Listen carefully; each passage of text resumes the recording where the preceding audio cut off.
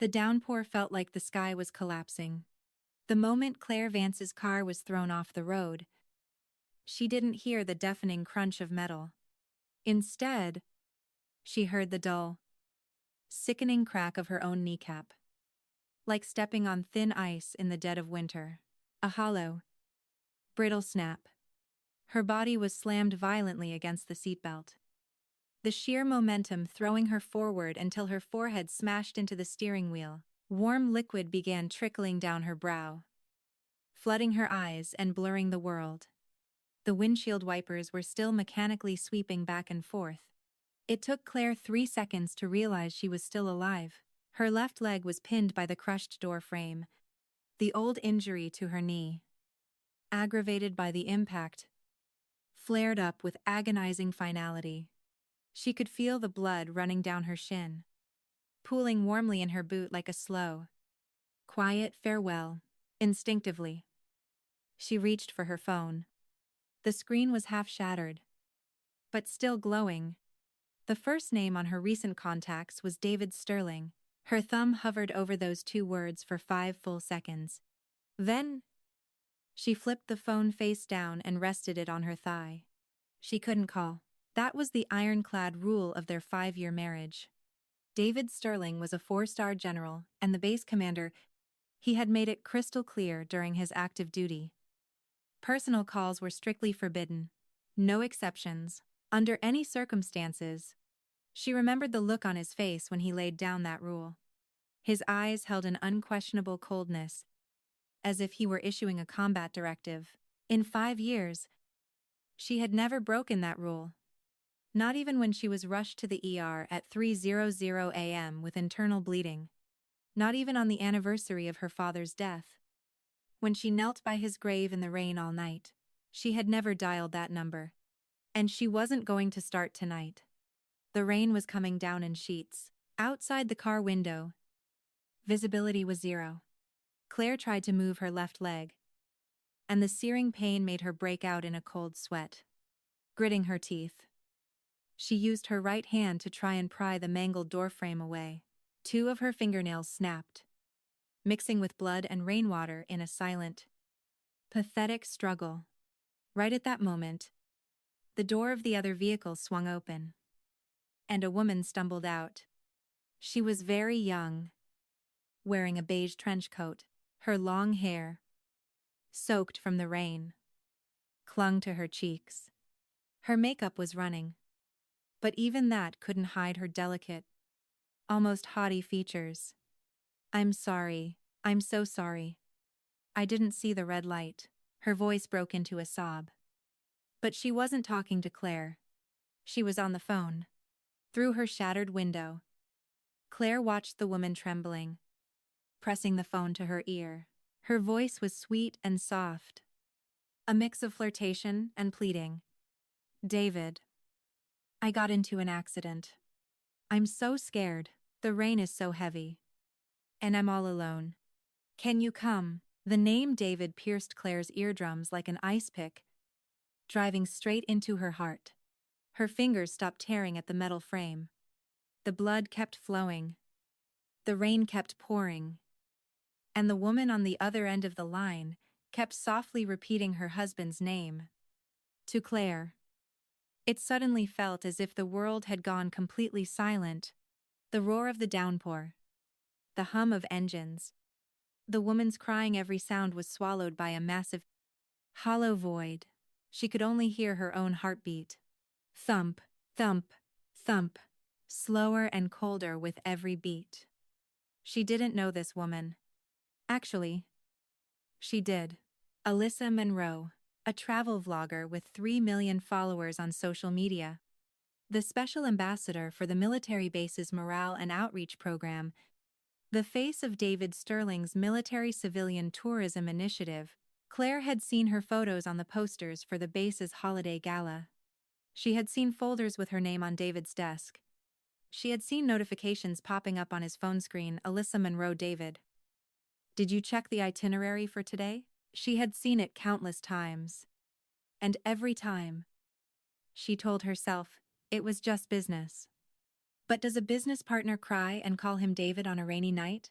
Does a business partner get through on a number that was strictly off limits for personal calls? Claire's lips curled into something between a smile and a grimace of pain. 15 minutes. Claire was counting. When the military SUV tore through the curtain of rain, she had reached exactly 917 seconds. Like a silent black beast, it plowed through the puddles, kicking up a spray as tall as a person, and stopped precisely next to Alyssa. Claire recognized the vehicle. The license plate was specially issued by the Department of Defense. On the door was a discreet red emblem, the exclusive insignia of the commander. The door opened, and David Sterling's imposing figure emerged into the pouring rain. He was tall, broad-shouldered, with long legs, even in a simple dark gray tactical shirt. He radiated a suffocating sense of authority. A military man's posture never falters, even under a torrential downpour. His stride wasn't rushed. His eyes found Alyssa with unerring accuracy. Claire watched as he crossed the distance to the other woman in a few long strides. She watched as he unbuttoned his jacket, a black military overcoat with the dark red insignia of his rank on the collar, and draped it over Alyssa's shivering shoulders. "Didn't I tell you to take the driver?" His voice carried over the roar of the rain. Deep, laced with restrained anger, but ending with a subtle, undeniable leniency. Alyssa, wrapping herself tightly in his massive coat, looked up with tear-filled eyes. "I'm sorry. I thought the rain wasn't that bad. Get in the car." "But I think I hit another car." David's gaze finally, tore away from Alyssa and swept over the accident scene. He saw Claire's car. More accurately, he saw a black sedan, smashed beyond recognition. He saw the shattered windshield and the crumpled hood, but his eyes lingered on it for no more than 2 seconds before returning to Alyssa. "My aide will handle it. Get in the car. You're freezing." Claire was sitting inside that very car, smashed beyond recognition. Her left leg was still pinned by the twisted metal door frame. Her boot was soaked through, blood mixed with water, forming a small, dark puddle beneath her foot. The rain lashed in through the broken window, washing over her white dress and staining it a terrifying pale, pink. Her husband was standing 30 feet away. He saw the car. He just didn't see her, or he chose not to. Claire suddenly chuckled. The smile was so faint she didn't even notice it herself. It was as if a string that had been pulled taut for 5 years finally snapped on this rainy night, letting out one last, quiet ping before breaking completely. She stopped trying to free herself. She just leaned back silently against the seat, watching the SUV, carrying Alyssa, disappear into the rainy mist. The taillights, like 2 dark red drops of blood, quickly dissolved into the storm. Then, she picked up her phone with its half-shattered screen and dialed 911. "Hello? There's an accident at the intersection. 1 injured. Suspected fracture of the left leg." Her voice was steady, as if she were reading a weather report. When the paramedics arrived, they had to cut the doorframe open with the jaws of life. A young EMT gasped when she saw the wound on her leg. "Ma'am, why didn't you call sooner? You've lost a lot of blood." "I forgot," Claire said. She stared up at the blindingly white ceiling of the ambulance. That white was the exact same color as David Sterling's dress shirts. While they were stitching the wound, a nurse asked, "Do we need to notify any family members?" Claire thought for a moment, then replied, "I don't have any family." 37 stitches on the outside of her left knee. An aggravated old injury. And a brand new, gaping wound in her soul. The ER doctor was dead serious.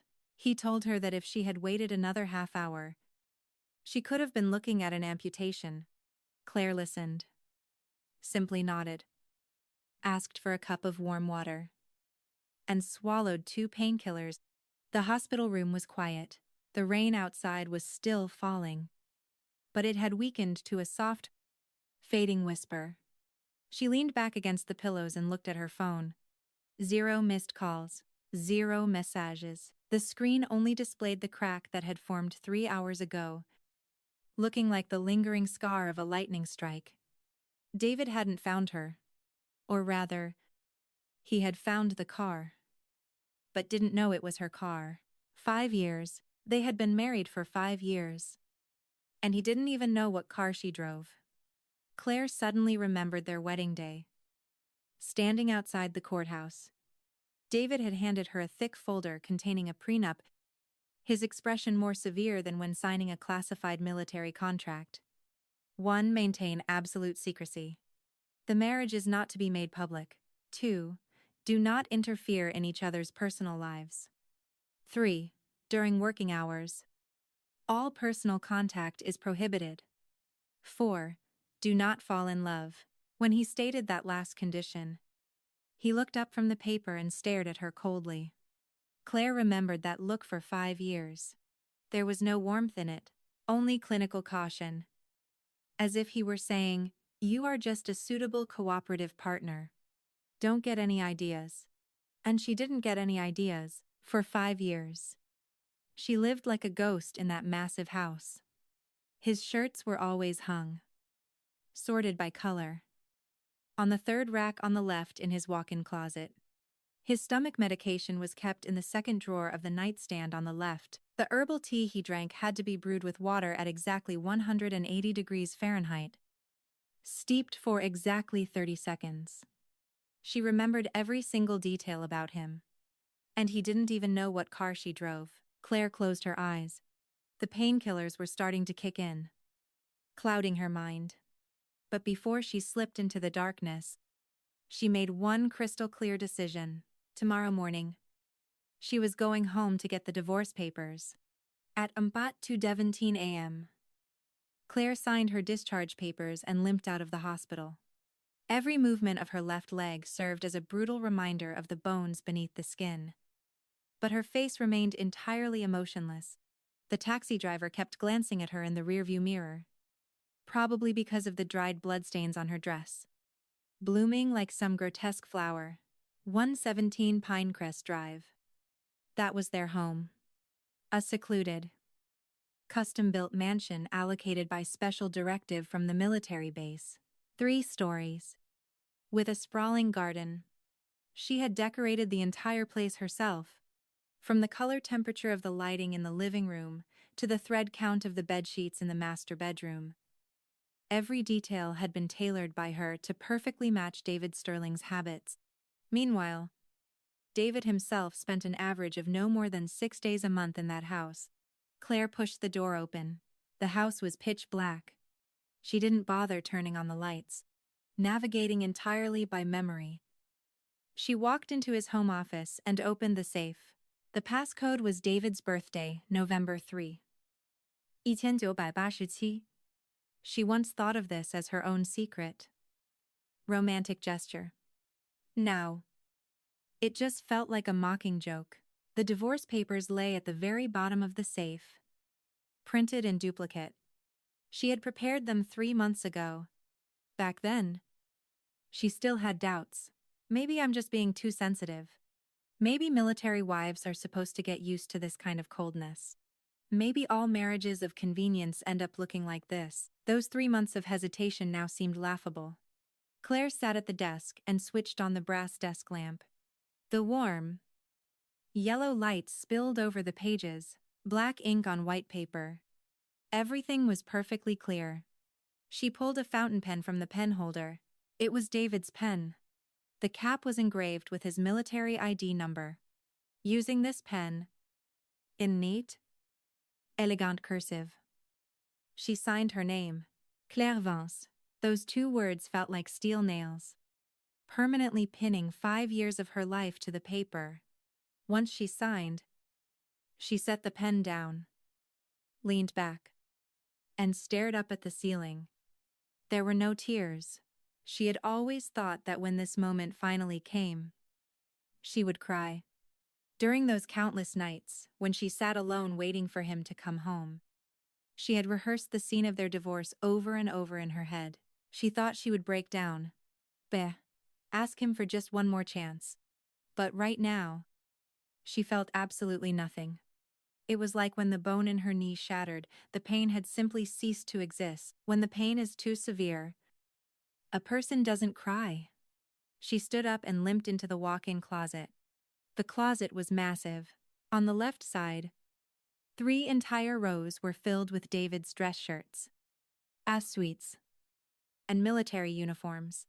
Everything hung perfectly, free of a single speck of dust. On the right side, only a tiny fraction of the rack belonged to her.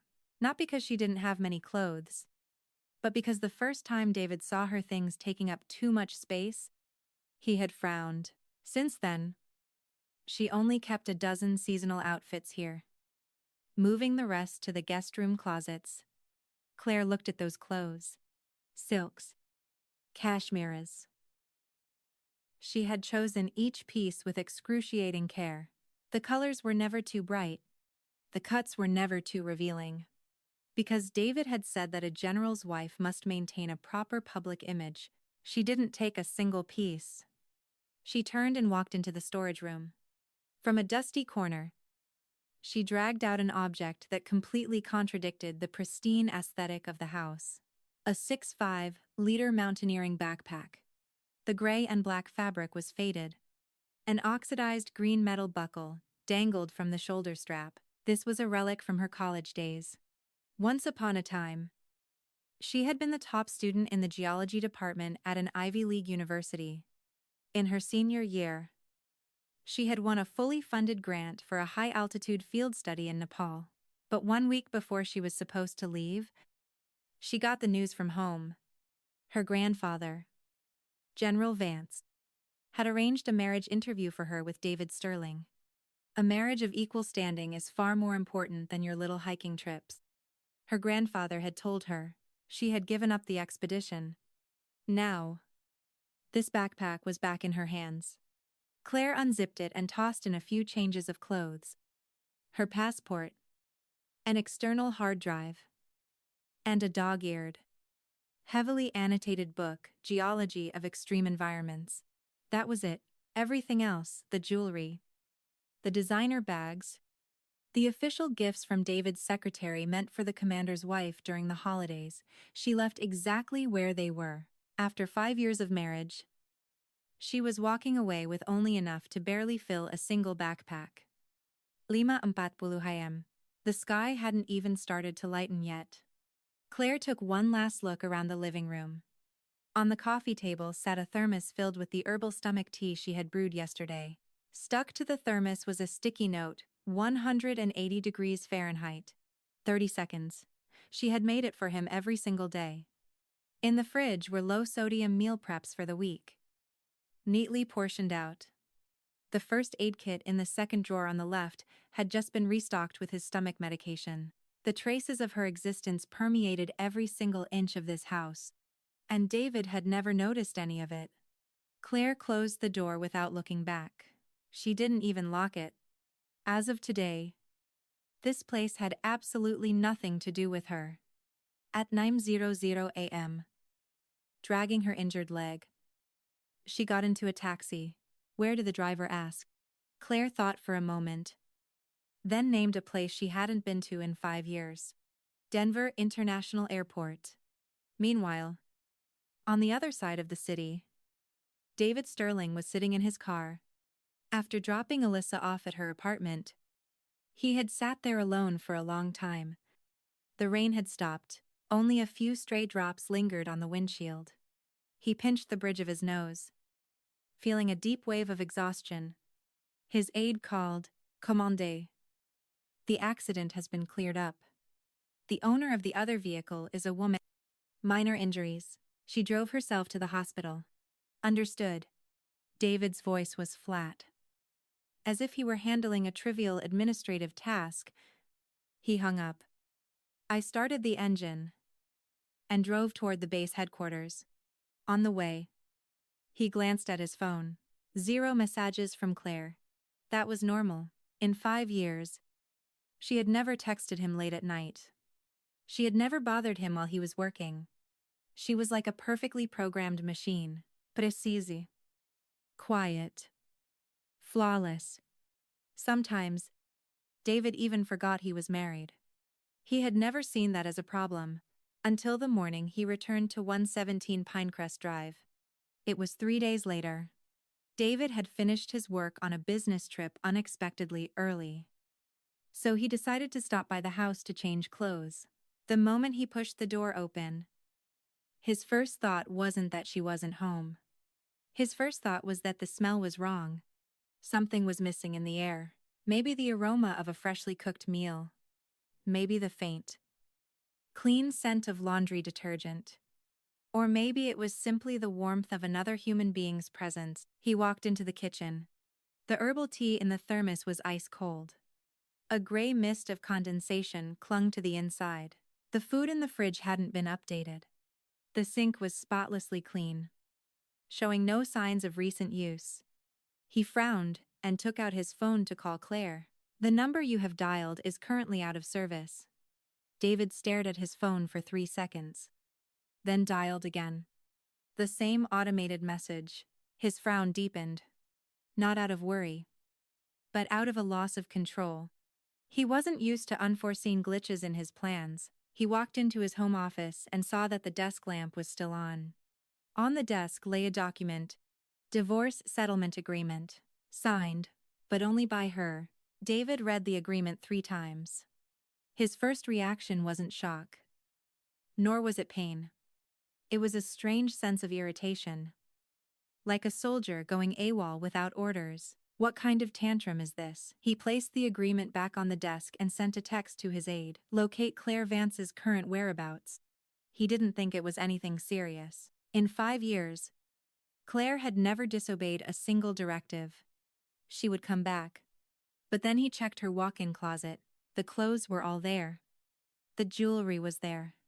Even the Cartier bracelet he had bought her was still sitting on its display stand. The only thing missing was a beat-up old mountaineering backpack. Along with her, he hadn't known she owned a mountaineering backpack. That realization triggered the very first flicker of true discomfort in his chest. It felt like a piece of a puzzle had suddenly fallen out, a piece he never even knew existed. 7 days after Claire's disappearance, David finally realized this wasn't a tantrum. His aide had spent 3 days investigating and finally delivered the report. Mrs. Sterling boarded a flight from Denver International 3 days ago. Destination Kathmandu, Nepal. Since then, she has not used any U.S. identification. Nepal. David put down his pen. A deep crease formed between his eyebrows. What is she doing there? The aide hesitated. Unknown. Sit. Furthermore, all of Mrs. Sterling's local bank accounts have been closed and the funds transferred offshore.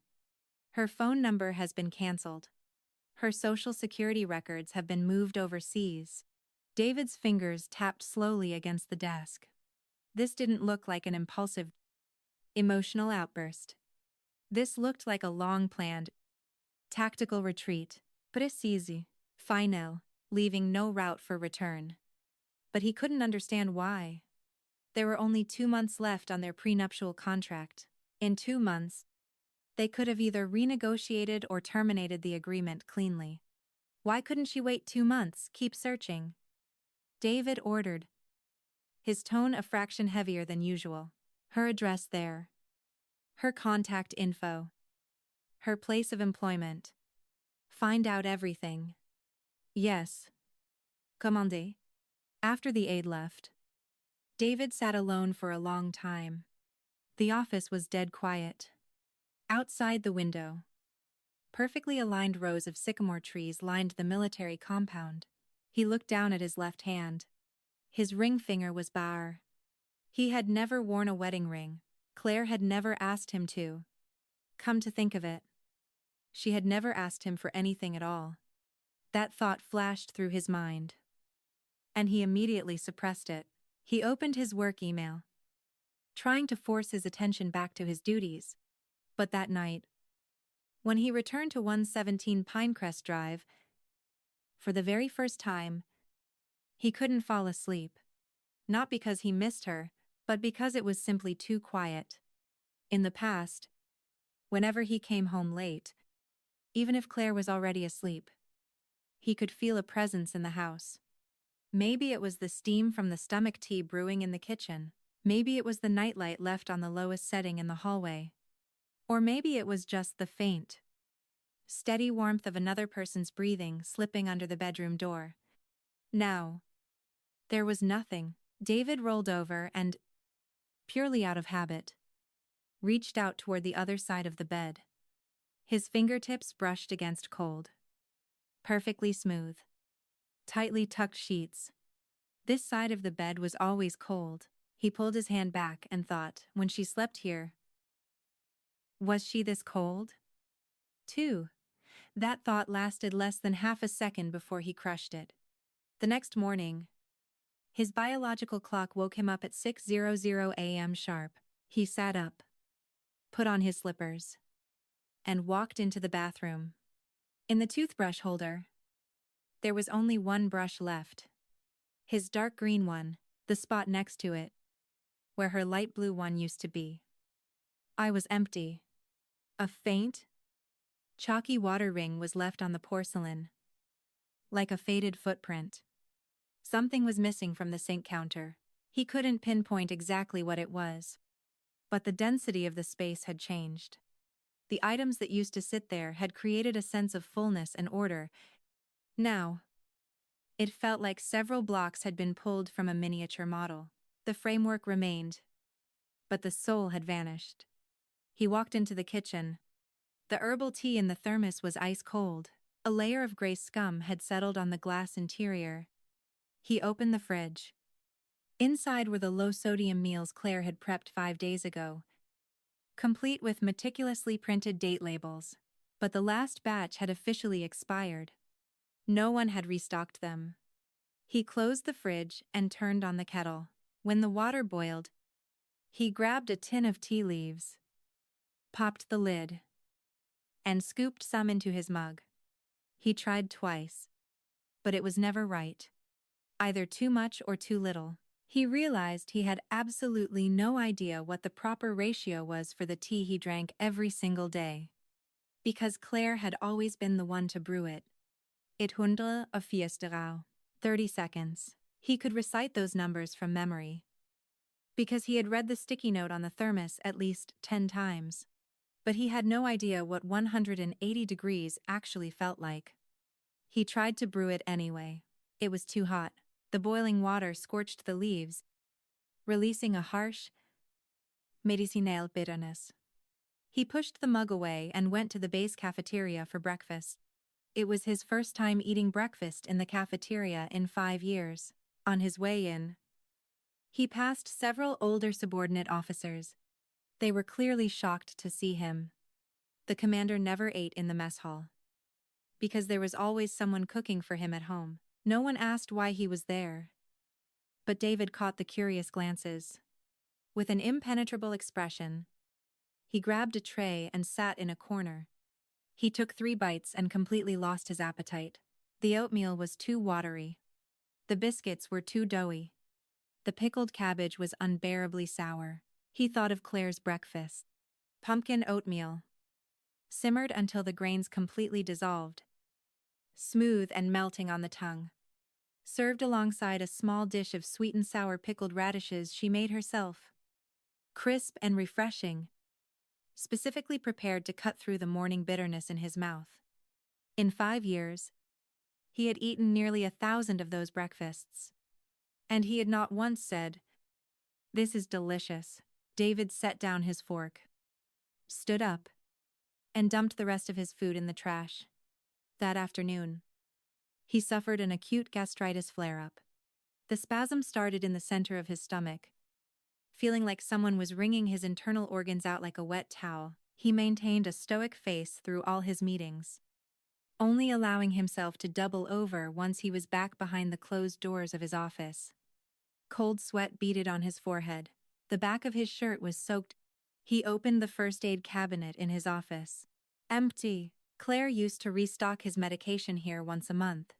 On the 15th of every month, she would drive to the base headquarters. She never used the main entrance. She would use the discreet side entrance for military dependents, quietly replenishing the medical supplies in both his office and their home. The 15th had already passed. No one had come. His aide, seeing his pale face, scrambled to the base infirmary to fetch the medication. David swallowed the pills dry, chasing them down with freezing cold tap water.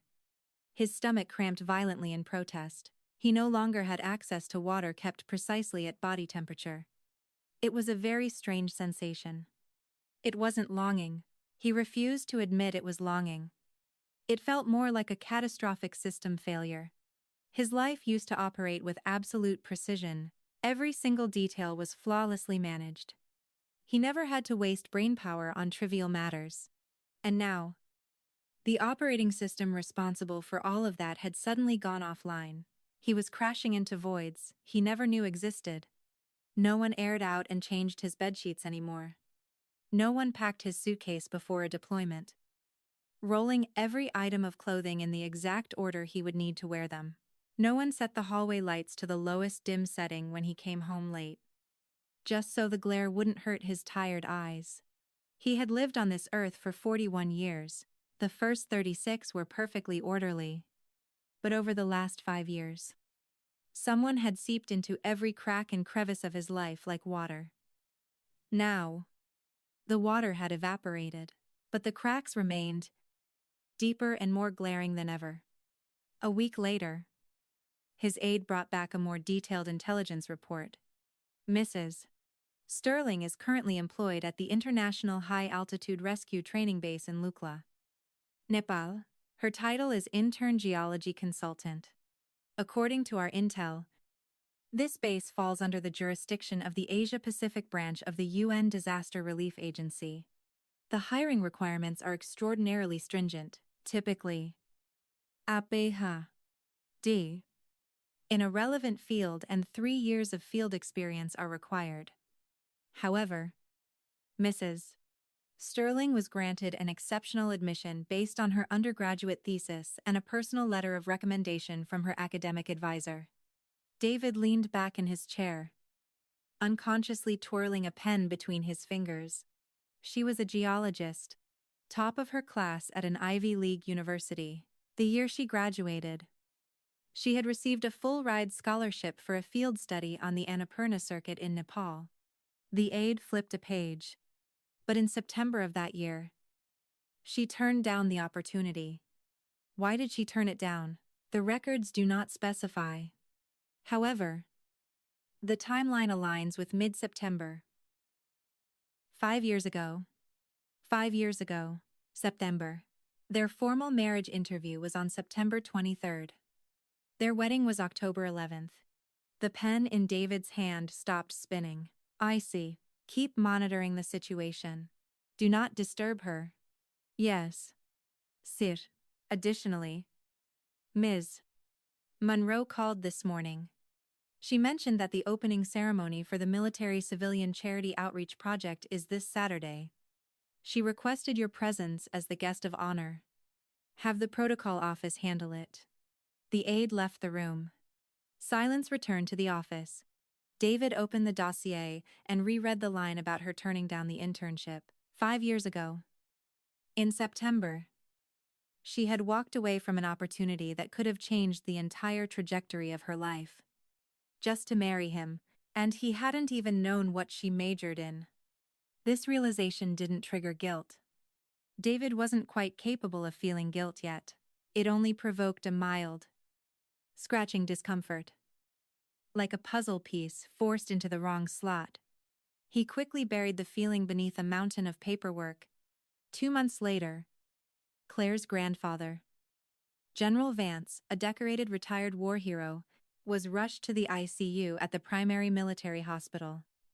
Acute myocardial infarction, accompanied by signs of multiple organ failure. The chief of medicine presented the best possible option, utilizing a state-of-the-art microsurgical cardiac restoration module that had just cleared clinical trials. There were only 3 such units in the entire country, and one of them, the Strategic Reserve Unit, was housed at David's base hospital. However, because the module was classified as a strategic military medical asset, authorization for its use required the direct signature of the base commander. Claire's cousine, Sarah, submitted an emergency requisition that very night. The response arrived 3 days later. Denied. Reason: the requested module is currently listed as designated equipment for the Base Cultural Outreach Initiative. It will be utilized in the immediate future for technological demonstration purposes during scheduled filming. Until the completion of this objective, temporary reassignment of the asset is not viable. Sarah held the rejection letter in her hands, her whole body shaking. It had taken her half a day to find out what this cultural outreach initiative actually was. It was a military documentary being filmed by Alyssa Monroe. In one of the episodes, Alyssa wanted to showcase cutting-edge military medical tech. She had requested the cardiac module to be used as a prop on set. Not to save a life, just for B-roll close-ups. Driven half mad with rage, Sarah stormed the base headquarters. She waited outside the commander's office for an hour and a half. Finally, the door opened. Alyssa walked out. She was wearing a creamy white cashmere coat, her hair cascading perfectly over her shoulders. She was holding a cup of artisanal coffee. Her smile was sweet and breezy. When she saw Sarah, she froze for a second, then quickly arranged her face into a picture-perfect mask of apology. "Sarah, what are you doing here? Is it about the general? Oh my gosh. I heard. I'm so worried." Her voice was soft and gentle, sounding exactly like a rehearsed voiceover script. "I actually talked to David about it, but the equipment is already logged into our production schedule. But don't worry, as soon as we wrap the shoot, we'll return it right away. Your documentary film is more important than my grandfather's life." Sarah's voice trembled with fury. Alyssa's eyes instantly turned red, looking like a frightened doe. I didn't mean it like that.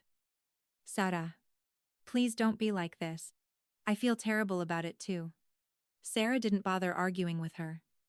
She shoved past Alyssa and pushed the office door open. David Sterling sat behind his massive desk, reviewing a stack of documents. His expression was as cold and detached as ever. He looked up at Sarah, his tone devoid of any emotion. "Sarah, you should know that no one enters this office without permission." "David Sterling." Sarah slammed the rejection notice onto his desk. "Look at what you just signed, General Vance, your former grandfather-in-law. A decorated war hero is lying in the ICU. His heart could stop at any second, and you're giving away the only piece of equipment that could save his life to some D-list actress to use as a prop. Watch your tone." David's voice was low, but carried a crushing, gravitational weight. "Resource allocation follows strict protocol. Alyssa's requisition for the project was submitted 17 days prior to your emergency request. Approvals are processed chronologically and based on project classification priorities. This is not something I can personally override." Chronologically, Sarah was trembling with pure rage. "You are the commander. You have the authority to grant an emergency override. The life of a 93-year-old veteran versus a movie prop. And you need to rank priorities." David set his pen down and looked up. His gaze was glacial. "First, the emergency override is not a personal privilege. I cannot break military protocol for acquaintances. Second, Alyssa's project serves the public relations interests of the Department of Defense. It holds an official clearance and registry number. Third." His eyes locked onto Sarah's face. "Where is Claire? If she has a problem with this, why didn't she come to me herself?" Sarah froze. A sudden, overwhelming sense of grotesque absurdity washed over her. She stared at David as if looking at an alien species. "You don't know?" Her voice suddenly dropped. It was so quiet, as if she were holding back a dam that was about to burst. Don't know what. The night Claire left, there was a massive storm. She got into an accident, Sarah said, enunciating every single syllable with lethal precision. Her kneecap was shattered, 37 stitches. She sat alone in her car, bleeding in the pouring rain, for almost 20 minutes. And you? Your military SUV drove right past her and pulled over to pick up Alyssa. The air in the office solidified.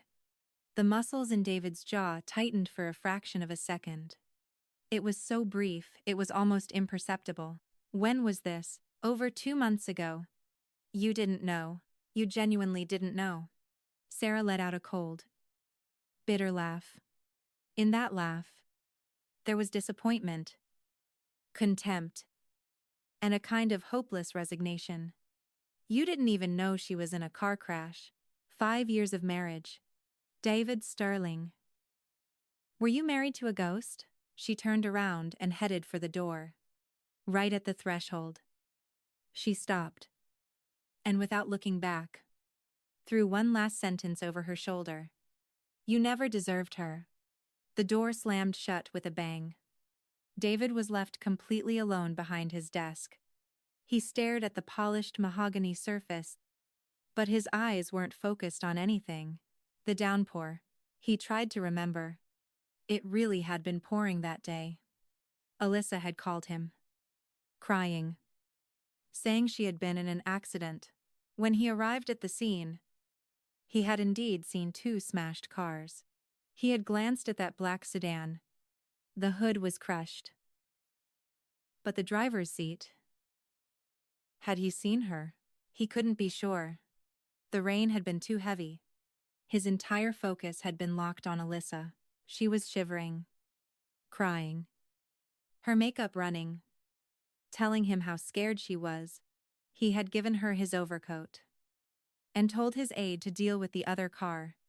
The aide had reported back later. The owner of the other vehicle drove herself to the hospital. Minor injuries, 37 stitches, a shattered kneecap. She had sat alone in a crushed car in a torrential downpour for 20 minutes, and she hadn't called him. Because personal calls were forbidden during working hours.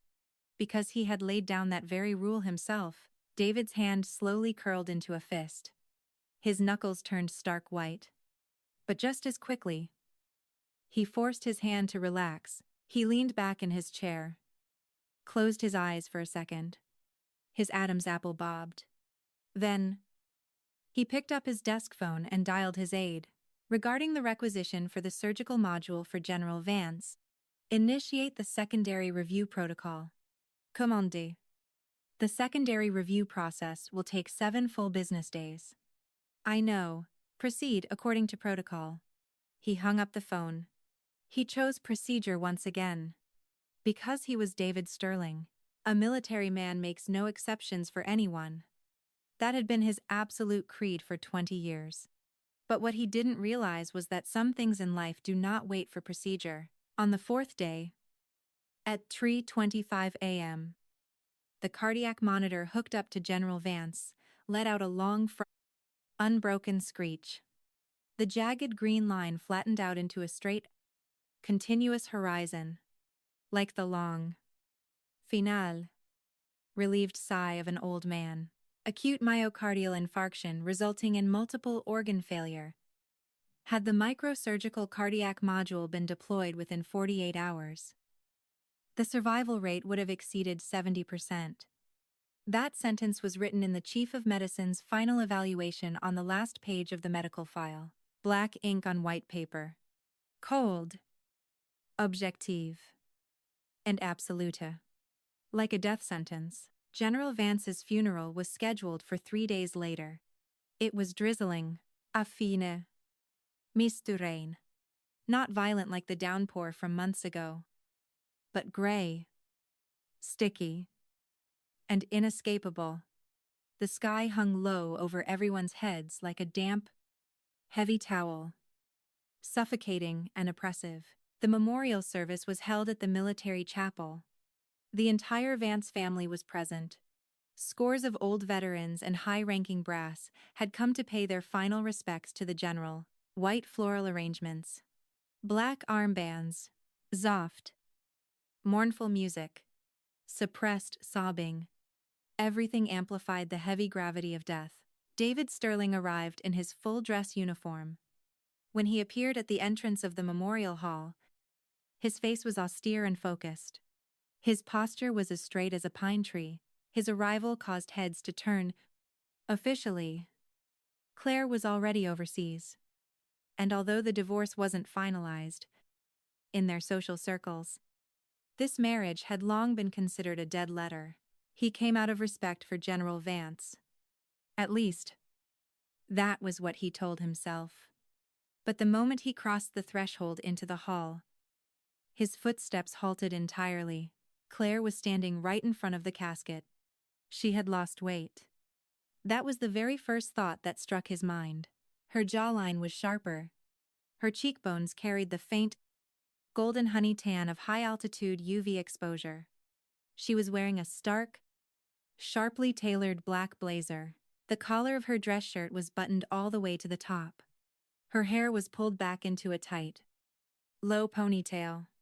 A cleanliness bordering on lethal sharpness. No jewelry.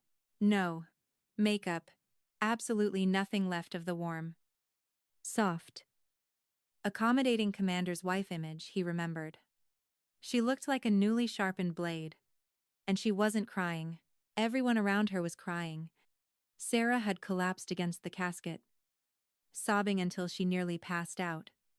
Distant relatives were wiping their eyes. Even a few grizzled, elderly generals had tears streaming down their weathered faces. Only Claire was completely dry-eyed. Her eyes weren't red. There wasn't a shadow of suffering on her face. She just stood there, her spine perfectly straight, looking calmly down at the peaceful face of her grandfather. This calmness wasn't numbness, it was something much deeper. Something that had already transcended grief. David didn't recognize her. No. He recognized her face. But her entire aura, her posture, the temperature in her eyes, everything had drastically changed. He walked up to Claire. He stopped exactly 3 feet behind her, lowering his voice by half an octave. This was the absolute closest to gentleness he was capable of. Claire didn't turn around. Claire? My deepest condolences. The general was commandé. She spoke. Her voice was quiet, perfectly level, completely stripped of any trace of emotion. As if she were reading off a minor logistical report during a morning briefing, but it was precisely that dead-level tone that caused the air in the room to drop by 10 degrees. This is a memorial service. If you have official military business to discuss, please proceed to the reception office. David's eyebrows twitched. In 5 years, Claire had never spoken to him in that tone. Even when he came home late at night and found her sitting alone in the dark, having waited up for him for hours, she would only ever ask softly, "Did you eat? I heated up your food?" And now, she was calling him Commander. Before he could react, the side door of the chapel swung open. The sharp click-clack of high heels on the stone floor preceded the person's arrival. The rhythm was light, almost inappropriately brisk. Alyssa appeared in the doorway. She was wearing a meticulously styled, draped black dress that cinched perfectly at her waist.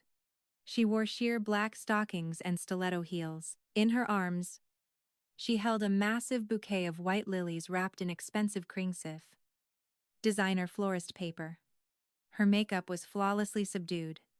At the corner of her eye was a highly realistic-looking, carefully glued-on tear. She looked like she had just walked off the set of an indie art house film. She walked quickly over to Claire. Her voice was soft, like the fur of an expensive cat. "Claire, I heard about the general. It was so sudden. I'm so sorry. If I had known that the equipment was so important, I never would have used it for." Used it for what? Claire turned around. She was half a head taller than Alyssa. When her gaze landed on Alyssa's face, a temperature finally appeared in her absolute calmness. The temperature of absolute. Freezing cold. Like sunlight reflecting off a glacier at 40 below zero. Blending. Pure. Piercing. Alyssa instinctively took a half step back. For filming your documentary movie, Claire took a step forward. Her heel struck the stone floor with a sharp, lethal crack. Or for stealing a 93-year-old man's last chance at survival. No, Claire. I swear. I didn't do it on purpose. Alyssa's eyes quickly reddened, and a wounded, pitiful tone crept into her voice. Like every damsel playing the victim, she instinctively turned toward the powerful man standing behind her. David. Don't look at him. Claire's voice suddenly turned into a block of solid ice. Not loud, just utterly devoid of any warmth. I am talking to you. Why are you looking at someone else? She took another step forward. Or are you just used to it? Used to knowing that no matter what kind of disgusting thing you do, all you have to do is look at him. And he'll take the blame for you. Alyssa's lips trembled. That meticulously glued-on tear caught the light of the chapel chandeliers. She gripped the bouquet of lilies tighter, as if using them as a shield. Claire, I know you're in a lot of pain right now. But David and we strictly have a working relationship. I never wanted to fight you for anything. Phrases pulled straight from the textbook of a professional victim. Classic. Nauseatingly predictable. Claire looked at the bouquet in Alyssa's arms. White lilies, the flowers of morning, but Alyssa was holding them like she was posing for a Vogue editorial spread. Claire raised her hand. She didn't wind up. She didn't prep. Fast, précise, without a shred of hesitation. Smack. Slap. Sharp and explosive. Landed squarely on Alyssa's left cheek. The force of the impact was so brutal that Alyssa's head whipped violently to the side. Her lipstick smeared across her face, a drop of blood welled up at the corner of her mouth. The lilies went flying, scattering across the floor. White petals on black stone, like the shattered pieces of a cheap counterfeit. The hall instantly went dead silent. The sobbing, the quiet murmurs, the shuffling footsteps, everything vanished. Dozens of eyes locked onto the scene. Alyssa stood frozen, clutching her cheek. The tears in her eyes finally became real, not a glued-on prop, but genuine tears of excruciating pain and humiliation. You hit me. She widened her eyes in total disbelief. Her voice cracked. David, she hit me. David stepped forward. Claire. His voice finally carried obvious emotion, anger, and offended pride.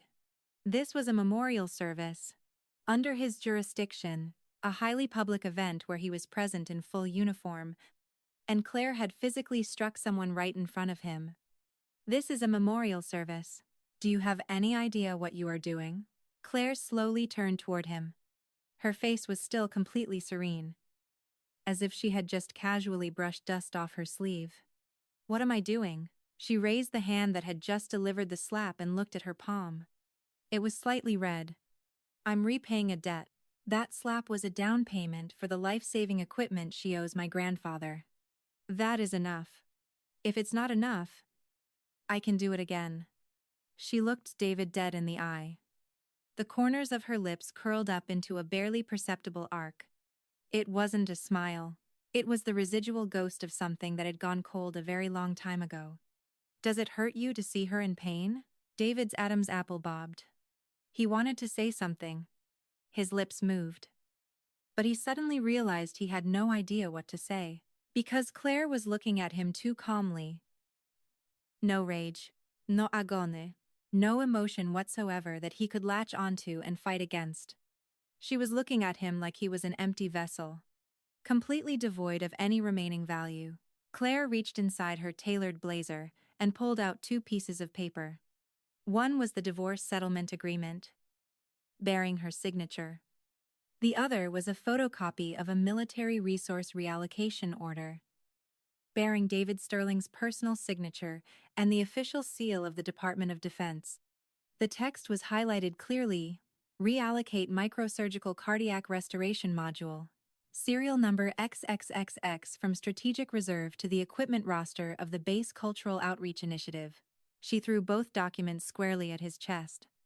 The papers fluttered down slowly. He instinctively caught one. The other landed at his feet. Pick one and sign, Claire said. Her voice was flat and unhurried, like a professor offering a student a multiple-choice question. Either you sign the divorce agreement, and we end this with a shred of dignity, or... Her gaze slowly swept over the faces watching this scene unfold. Retired generals, base political officers, government officials who had come to pay their respects.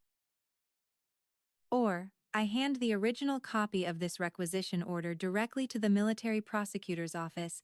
Let them launch a full federal investigation into whether reallocating a strategic life-saving medical asset to be used as a movie prop without a single ounce of medical necessity qualifies as what you call following protocol. The room went as silent as a vacuum. Alyssa, still clutching her face, stood off to the side, pale as a ghost. She finally began to realize the sheer, terrifying gravity of what was happening. This wasn't the hysterical breakdown of an abandoned housewife. This was a surgical knife strike, aimed directly at the most fatal vulnerability. David's face finally changed, not out of anger. He had undergone the most rigorous psychological conditioning imaginable. He couldn't afford to lose his composure in public. But his pupils contracted violently. He looked at the military order in his hand. At his own signature, he had signed it weeks ago without a second thought. Alyssa's requisition form had been perfectly formatted. The procedure was followed. He truly hadn't thought twice about it. Because at that moment, the emergency request from the Vance family hadn't even been submitted yet. But ultimately, his signature had indirectly murdered a 93-year-old man. Claire. His voice finally regained its trademark, commanding authority. But there was a new tremor hidden beneath it, like a massive structural crack trying to hide beneath a smooth surface. Are you threatening me? Claire shook her head. I am cutting my losses. She took a step back, establishing a vast, unbridgeable social distance. 5 years. Commandez. Her voice was as light as a falling feather. For 5 years, I was a ghost. I was air. I was the thing you were never supposed to see. Stop. Claire reached into her pocket and pulled out one final item, a photograph and a tiny pair of foldable scissors. It was a photo taken 5 years ago outside the courthouse. In the picture, she was wearing a soft, pale yellow dress. She had a gentle, radiant smile, her eyes glowing with hope. Standing next to her was David, angled slightly away, his face as cold and hard as a statue. Looking exactly like a bystander who had been dragged there at gunpoint, there was a visible 4-inch gap between them. The camera had captured that chasm perfectly. Snip. The scissors sliced the photograph clean in half. Her half the smiling girl with the glowing eyes, she folded neatly and tucked back into her pocket. His half the cold, detached man, she let slip from her fingers. The thin scrap of photo paper fluttered through the dim light of the chapel and landed silently on the stone floor. A draft from someone shifting their feet caught it, sweeping it into a dark corner. Claire didn't look at him again. She walked up to the casket, stopped, and bowed deeply 3 times. Then she straightened up, taking one last, a long look at her grandfather's face. Grandpa. Her voice was so quiet that only the air could hear it. I'm leaving now. For real this time. She grabbed her faded gray and black mountaineering backpack, slinging the strap over her shoulder in one fluid, practiced motion, like an explorer ready for a long, grueling expedition, and she walked away. Her steps were confident, rhythmic, the sound of her heels striking the stone clack. Clack. Clack sounded like a countdown. She didn't look back. The heavy oak doors of the chapel swung shut behind her, swallowing her silhouette entirely. 1 second. 2. 3. David stood completely frozen in place, still clutching the divorce agreement. Dozens of eyes were locked onto him, judging, pitying, malicious, knowing. He didn't acknowledge a single one of them. He just slowly, very slowly, bent down and picked up his half of the photograph from the floor. The picture of him looking as emotionless as a museum exhibit. He folded it and slipped it into the breast pocket of his dress uniform. Alyssa was sobbing next to him. Her nose was bright red, looking like a puppy that had just been kicked. She looked timidly at David's profile and reached out, trying to touch his sleeve. David, I'm so sorry. This is all my fault. Get out. His voice was short. Brutal. As if he had sliced the end of her sentence off with a machete. Alyssa's hand froze in midair. She had never, ever heard David speak to her in that tone of voice. 3 days later, the divorce agreement was mailed overseas for notarization. David signed it using that exact same fountain pen engraved with his military ID number, the same pen Claire had used. After signing, he placed the pen back into the holder and turned off his desk lamp. The office was left illuminated only by the glow of the streetlights outside. The light stretched his shadow into a long, distorted silhouette against the wall. A silhouette that looked completely hollowed out on the inside. Legally speaking, their story was over. 5 years had been reduced to a stack of paperwork. He thought this was the end. He had no idea that for him, it was only just the beginning. 6 years later, David Sterling was no longer the fiercely energetic base commander. Not because he had been demoted. Quite the opposite. He had earned another star. His rank had been elevated yet again. His office had moved to the top floor of the Pentagon Annex, offering a panoramic view of the entire military district. But sitting behind an even more massive mahogany desk, he found himself zoning out more and more often. A man in his late 40s shouldn't be zoning out, especially not during high-level Joint Command military briefings. General Sterling. General Sterling. The Chief of Staff's voice yanked him out of some distant, hollow thought. On the massive projection screen was a highly complex topographical map. A specific zone near the rugged U.S.-Canadian border was flashing red. Regarding the external technical support for these joint search and rescue drills, approval from the higher-ups has been secured. The Chief of Staff clicked to the next slide. The Asia-Pacific Division of the UN Disaster Relief Agency will be deploying a team of elite consultants to our district for 3 months. The team leader is their Chief Strategic Advisor. A profile page appeared on the screen. It was a standard passport-style photo. A sharp black blazer, a crisp white shirt, hair pulled tightly back. The face had grown even sharper than it was 6 years ago. The cheekbones and jawline were sculpted with lethal precision. The skin carried a healthy, golden honey tan, the kind that only comes from years of working in brutal, extreme outdoor conditions. The eyes were staggeringly bright, like stars that refused to set over a high-altitude glacier. Claire Vance, Chief Consultant, Geology of Extreme Environments, Special Expert, UN Disaster Relief Agency, directed the installation of the early warning landslide grid on the Annapurna Circuit in Nepal, executed fault line mapping of the K2 Glacier in Pakistan, lead technical director of last year's subterranean rescue operation during the Andes mine collapse. Professional Coulson Ice, the Chief of Staff, was still reading off her staggering list of accolades. But David had stopped listening.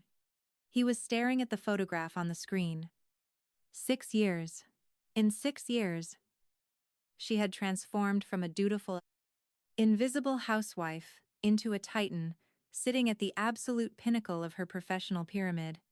His fingers instinctively tightened. The fountain pen in his hand snapped clean in half with a sharp crack. Dark ink splattered across the pristine white surface of his desk. blooming outward like a sudden violence. General Sterling, the chief of staff, stopped talking. Every eye in the briefing room snapped toward him. David looked down at the broken pen. With a completely impenetrable expression, he set the pieces aside. Continue. His voice was perfectly level. Only he knew that the knuckles of the hand that had held the pen were completely drained of blood. After the meeting, his aide followed him down the corridor. He hesitated for a few seconds before speaking up. General, this consultant, Ms. Vance, is this? I know who she is. Then we will arrange top-tier VIP protocols for her reception. David's footsteps paused for a fraction of a second. And her schedule. Housing preferences. Dietary restrictions, have everything verified in advance. The aide nodded. But his pace slowed down. David stopped and turned around. Is there something else? No. Sir, just. The aide struggled to find the right words. In the official notification, the primary point of contact listed is not Consultant Vance. It is Hair Partner Arthur Bennett, CEO of Horizon Corporation. Mr. Bennett is also the largest private financial donor to the UN agency's Asia-Pacific division. David's stride didn't break. Understood. But that night, when he returned to 117 Pinecrest Drive, yes, he still lived there.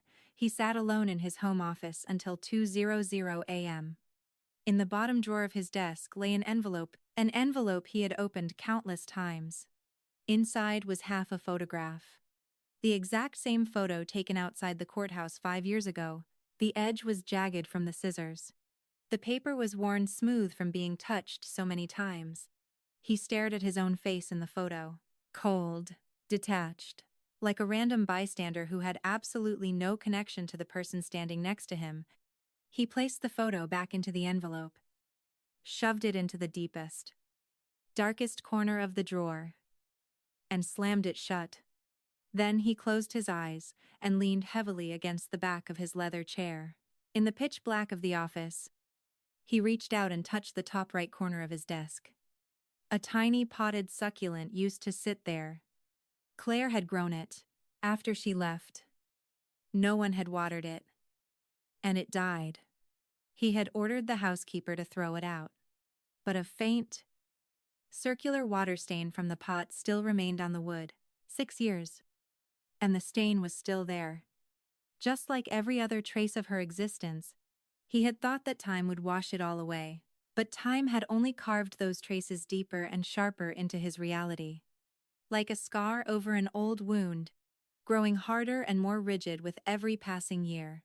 3 days later, Claire's team arrived at the military base. Protocol dictated that David personally receive them at the helipad. As the base commander, it was his duty for a VIP reception, but he hesitated. He didn't know what capacity he was supposed to stand before her in. Ex-husband, commanding officer, point of contact, or a total stranger. Ultimately, he decided to wait inside the command center's observation deck. Through the panoramic window, he watched a massive helicopter bearing the logo, UN Emergency Response, touch down slowly on the tarmac. The downdraft from the rotors kicked up a blinding storm of dust, creating a glowing halo in the sunlight. The cabin door slid open. The first person to step out was a man, tall, about an inch taller than David, broad-shouldered and lean. He was wearing a dark navy tactical jacket, zipped halfway up his chest. Beneath it was a charcoal gray turtleneck. His facial features were striking and deeply set. A high forehead, a sharp, straight nose, and a jawline that looked like it had been drawn with a ruler. But what was most striking about him wasn't his looks, it was his aura. Calm, fiercely confident, utterly devoid of aggressive posturing, but radiating an internal power that subconsciously forced people to yield space to him. Arthur Bennett, founder and CEO of Horizon Corporation. 39 years old. Net worth in the tens of billions. His empire spanned deep earth mining, next-gen renewable energy, and aerospace manufacturing. Simultaneously, he was the largest private donor to the UN agency, having poured over $4 billion into their disaster relief programs over the last 6 years. All of this information had been in the dossier prepared by David's aide, but the dossier hadn't mentioned a single word about his relationship with Claire. After stepping out of the chopper, Arthur didn't walk forward. He turned around and extended a hand toward the cabin door.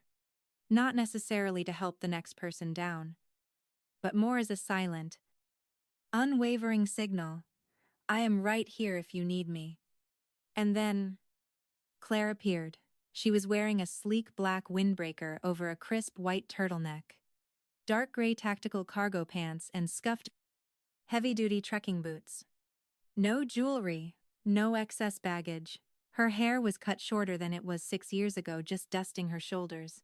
The violent wind whipped it back, exposing the entirety of her clean, sharp face. She didn't take Arthur's hand, but as she jumped down onto the tarmac, she glanced at him, and the corners of her lips twitched upward by a millimeter. How? It was a subtle, effortless smile, a silent communication meant only for the two of them. David stood behind the glass and saw every single frame of it with excruciating clarity. His hand rested on the window frame. His fingers tapped twice against the stainless steel, soundlessly. The rhythm was completely chaotic. He didn't even notice he was doing it. 10 minutes later, the door to the briefing room swung open. Claire walked in first. Her gaze swept over the room. The round tactical table, the projector, the water station, the panoramic window, and finally, her eyes landed on David, standing by the glass. Her gaze lingered on him for exactly 0.3 seconds, and then it moved on. As if she had just scanned past an unimportant piece of furniture, David's heart was impaled by those 0.3 seconds, not because she had looked at him, but because of how she looked away. So naturally, so effortlessly, as if he had never once occupied a space in her field of vision. Ms. Vance. Welcome. The aide stepped forward enthusiastically. This is our base commander, General Sterling. I am aware, Claire said evenly. Her tone was strictly, brutally professional. General Sterling, good afternoon. I am the chief technical consultant for these joint search and rescue drills. I look forward to a productive collaboration over the next 3 months. She extended her hand. Social etiquette, the standard clinical gesture for a business meeting. David looked down at that hand. He remembered it, countless nights. That hand had pulled the blankets up over his shoulders. That hand had flawlessly poured him 180-degree water when his stomach was tearing itself apart. That hand had trembled slightly on their wedding day as she signed her name. Now, that hand was steady, dry, and terrifyingly strong. The fingertips were calloused from thousands of hours gripping mountaineering ropes. He reached out and shook it. Ms. Vance. His voice was perfectly under control, stripped of any hint of turbulence. Long time no see. Hearing those words, Claire's eyelashes fluttered for a microsecond. But nothing more. She smoothly withdrew her hand and turned to the man standing behind her. This is Mr. Bennett from Horizon Corporation, our lead coordinator. Arthur stepped forward and extended his hand. His tone was smooth, but carried the weight of an equal. General Sterling, I've heard a great deal about you. The handshake between the two men lasted less than 2 seconds. But in those 2 seconds, something soundless and violently tangible clashed between their palms. When Arthur released his grip, he naturally stepped back, not behind Claire, but directly beside her. This positioning sent a crystal-clear message: we are equal partners, not superior and subordinata. David noticed it. He also noticed how Arthur looked at Claire, without possessiveness, without arrogance, without even that overly aggressive, burning passion. Just a quiet, absolute, unshakable acceptance. A look that said, I know exactly how formidable you are. And I just want to stand here and watch you work. David had never, not once. I looked at Claire that way. Once the briefing began, Claire took command of the room as the primary speaker. She opened her laptop, and a complex 3D geological model of the southern border region materialized on the massive screen. The structural composition of the mountain range, fault line distributions, glacier melt rates, high-risk landslide zones. Every single layer of data was mapped with centimeter-level precision. The primary drill zone is situated at an elevation of 17,000 to 20,000 feet. Her voice was chillingly confident. Her pacing was flawless. Every word drove itself into the room's consciousness like a titanium spike. Over the last 3 years, this sector has experienced 7 major geological catastrophic events, 3 of which resulted in fatal casualties. According to our real-time monitoring data. She clicked to the next slide, pointing a laser at a viciously spiking red line. The local permafrost layer is degrading at a rate of 6 feet per year. The moment the thaw depth breaches the critical threshold, the entire mountain face will undergo a massive structural collapse within 48 hours. My team will complete a full-scale geological scan and deploy the early warning sensor network over the next 3 weeks. There was zero hesitation in her tone. No false modesty. No questioning inflections. She wasn't proposing a plan. She was declaring a verdict. In a room filled with over a dozen high-ranking military officers, everyone sat in absolute, stunned silence. Not because of her UN title, but because of the sheer depth of her analysis and the terrifying level of data processing that no one else in the room could even begin to comprehend. It was a display of absolute intellectual dominance. David sat at the head of the table. He looked at the incomprehensible geological parameters flashing on the screen, and then at Claire, standing bathed in the projector's light. The contrast of light and shadow made her look like a marble sculpture illuminated by a spotlight. 6 years ago, she was his wife. She brewed his 180-degree tea. She shrank her entire existence to fit into a tiny corner of his closet. She bowed her head and agreed to every single humiliating clause in his contract. And now, she was standing at the absolute highest point of this room, speaking a language he couldn't understand, dictating the terms over a territory he couldn't control. After the briefing, the room began to clear out.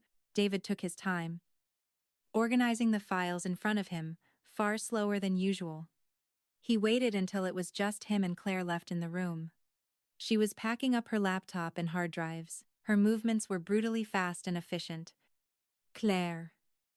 He finally spoke. His voice was lower than it had been during the meeting. There was a hidden frequency in it that he didn't even notice himself. A frequency of testing the waters. Claire zipped up her laptop bag and looked up. General Sterling, do you have any further directives? General Sterling, not David, not Commander. A cold, distant, highly official military title. I'd like to speak with you privately. He stood up, taking 2 steps toward her. About what happened. General Sterling. Claire cut him off. She slung her heavy bag over her shoulder and stood up straight. Her gaze met his perfectly level, not looking up, not looking down, dead equal. If this pertains to official drill operations, please submit your inquiries through my team's official coordination email. If this is a personal matter. She tilted her head slightly. In that motion, there was a flash of cold, clinical curiosity, as if she were evaluating a rogue variable that wasn't worth the mathematical effort. Please schedule an appointment with my legal team first. She paused for a microsecond. Your time is valuable. Mine is significantly more expensive. With that, She turned and walked toward the door. Her steps were confident, her spine straight, completely unhurried. As she walked past him, the distance between them was less than 2 feet. She didn't smell like perfume, only the crisp, sharp scent of high-altitude frost and cold wind. David stood frozen in place, unmoving, watching her back disappear into the long hallway. It wasn't until the sound of her footsteps faded entirely that he realized he had been gripping a spare pen so hard that his palm was slick with cold sweat. That night, David stayed in his office until 11:00 p.m. He didn't work, from start to finish. He obsessively read and reread the dossier his aide had compiled on Claire's public achievements over the past 6 years. 2020 Intern Geology Consultant. International High Altitude Rescue Training Base. Lukla, Nepal.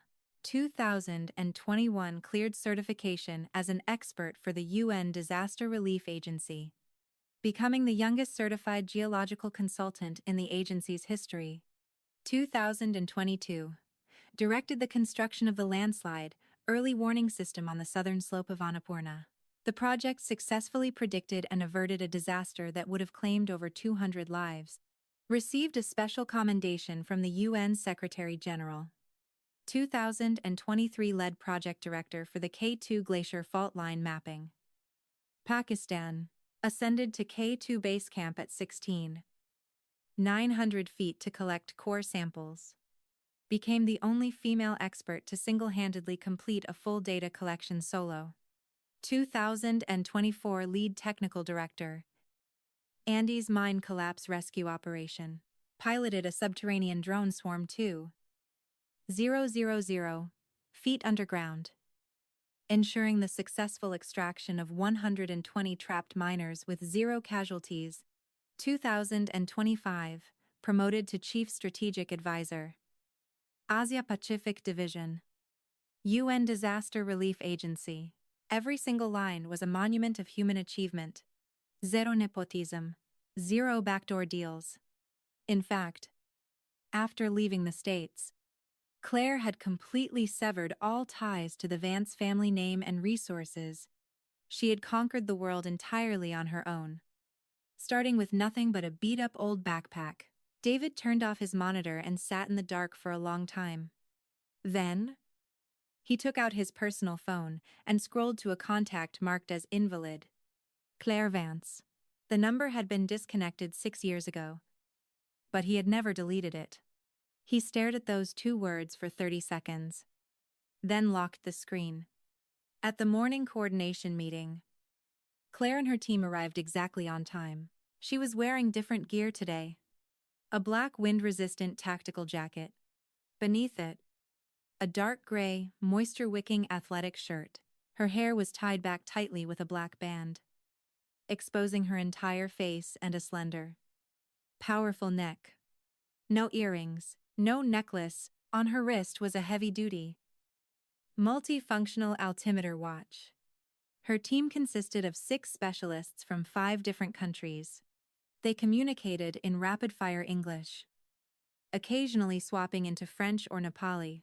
Claire switched flawlessly between all 3 languages.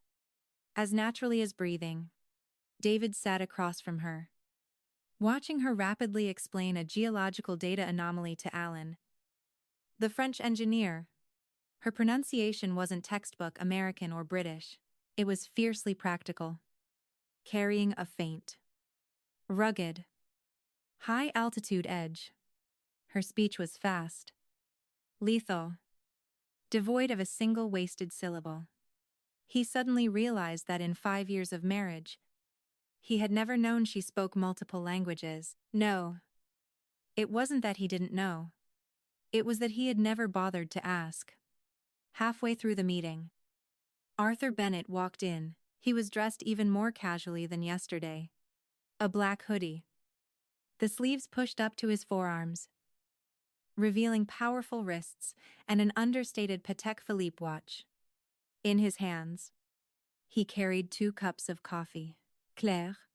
He walked over and naturally set 1 cup down in front of her. Double espresso, Light sugar. You didn't eat this morning. Drink this first. Claire.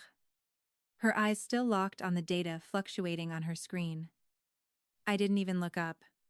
She simply reached out, took the cup, and took a sip. Thanks. Not a chance. By the way. Arthur leaned down, and she whispered something quickly into his ear. Arthur's eyebrows shot up slightly, and the corners of his mouth twitched into a faint smile. Then, Claire took another sip of coffee and went straight back to typing. The entire exchange took less than 10 seconds. It was so organic. So fluid. It was obvious they had done this thousands of times. David's gaze slid from the data printouts to the coffee cup, and then to Arthur's hand, which was resting lightly on the back of Claire's chair. And then, he withdrew it. Not a gripping hold, just a light, fleeting touch. The gesture was as precise as a declaration: I am here, but I will not cross your boundaries. David suddenly realized that in the entire history of their marriage, he had never once brought Claire anything. Not coffee, not breakfast, not even a glass of water. Because there was never a need to. She was always the one providing. Arthur had entirely flipped the script. Double espresso, light sugar. He even knew exactly how she took her coffee.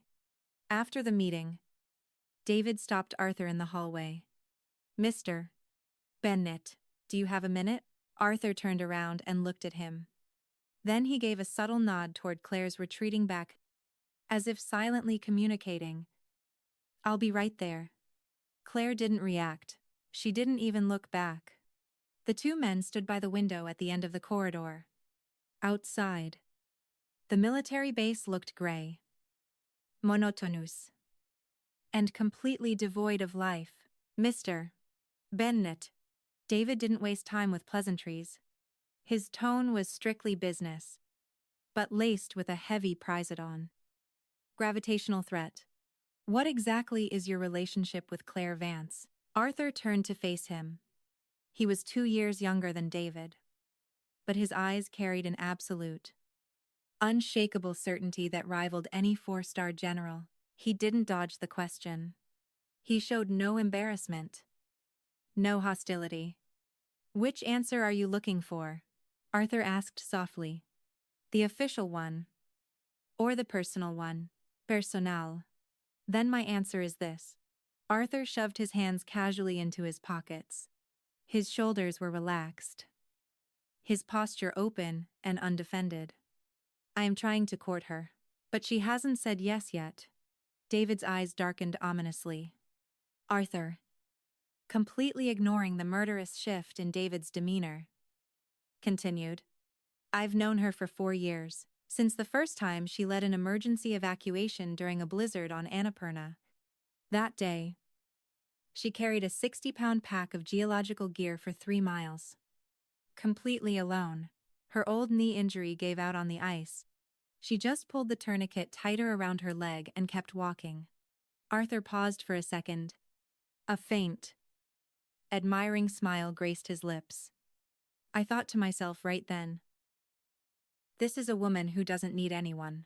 But if one day, she finally allows someone to stand beside her, that man is going to be the luckiest bastard on earth. David's Adam's apple bobbed violently. Old knee injury, he repeated softly. Yeah.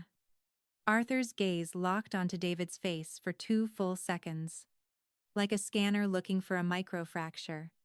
She never talks about where that injury came from. I pulled her medical files.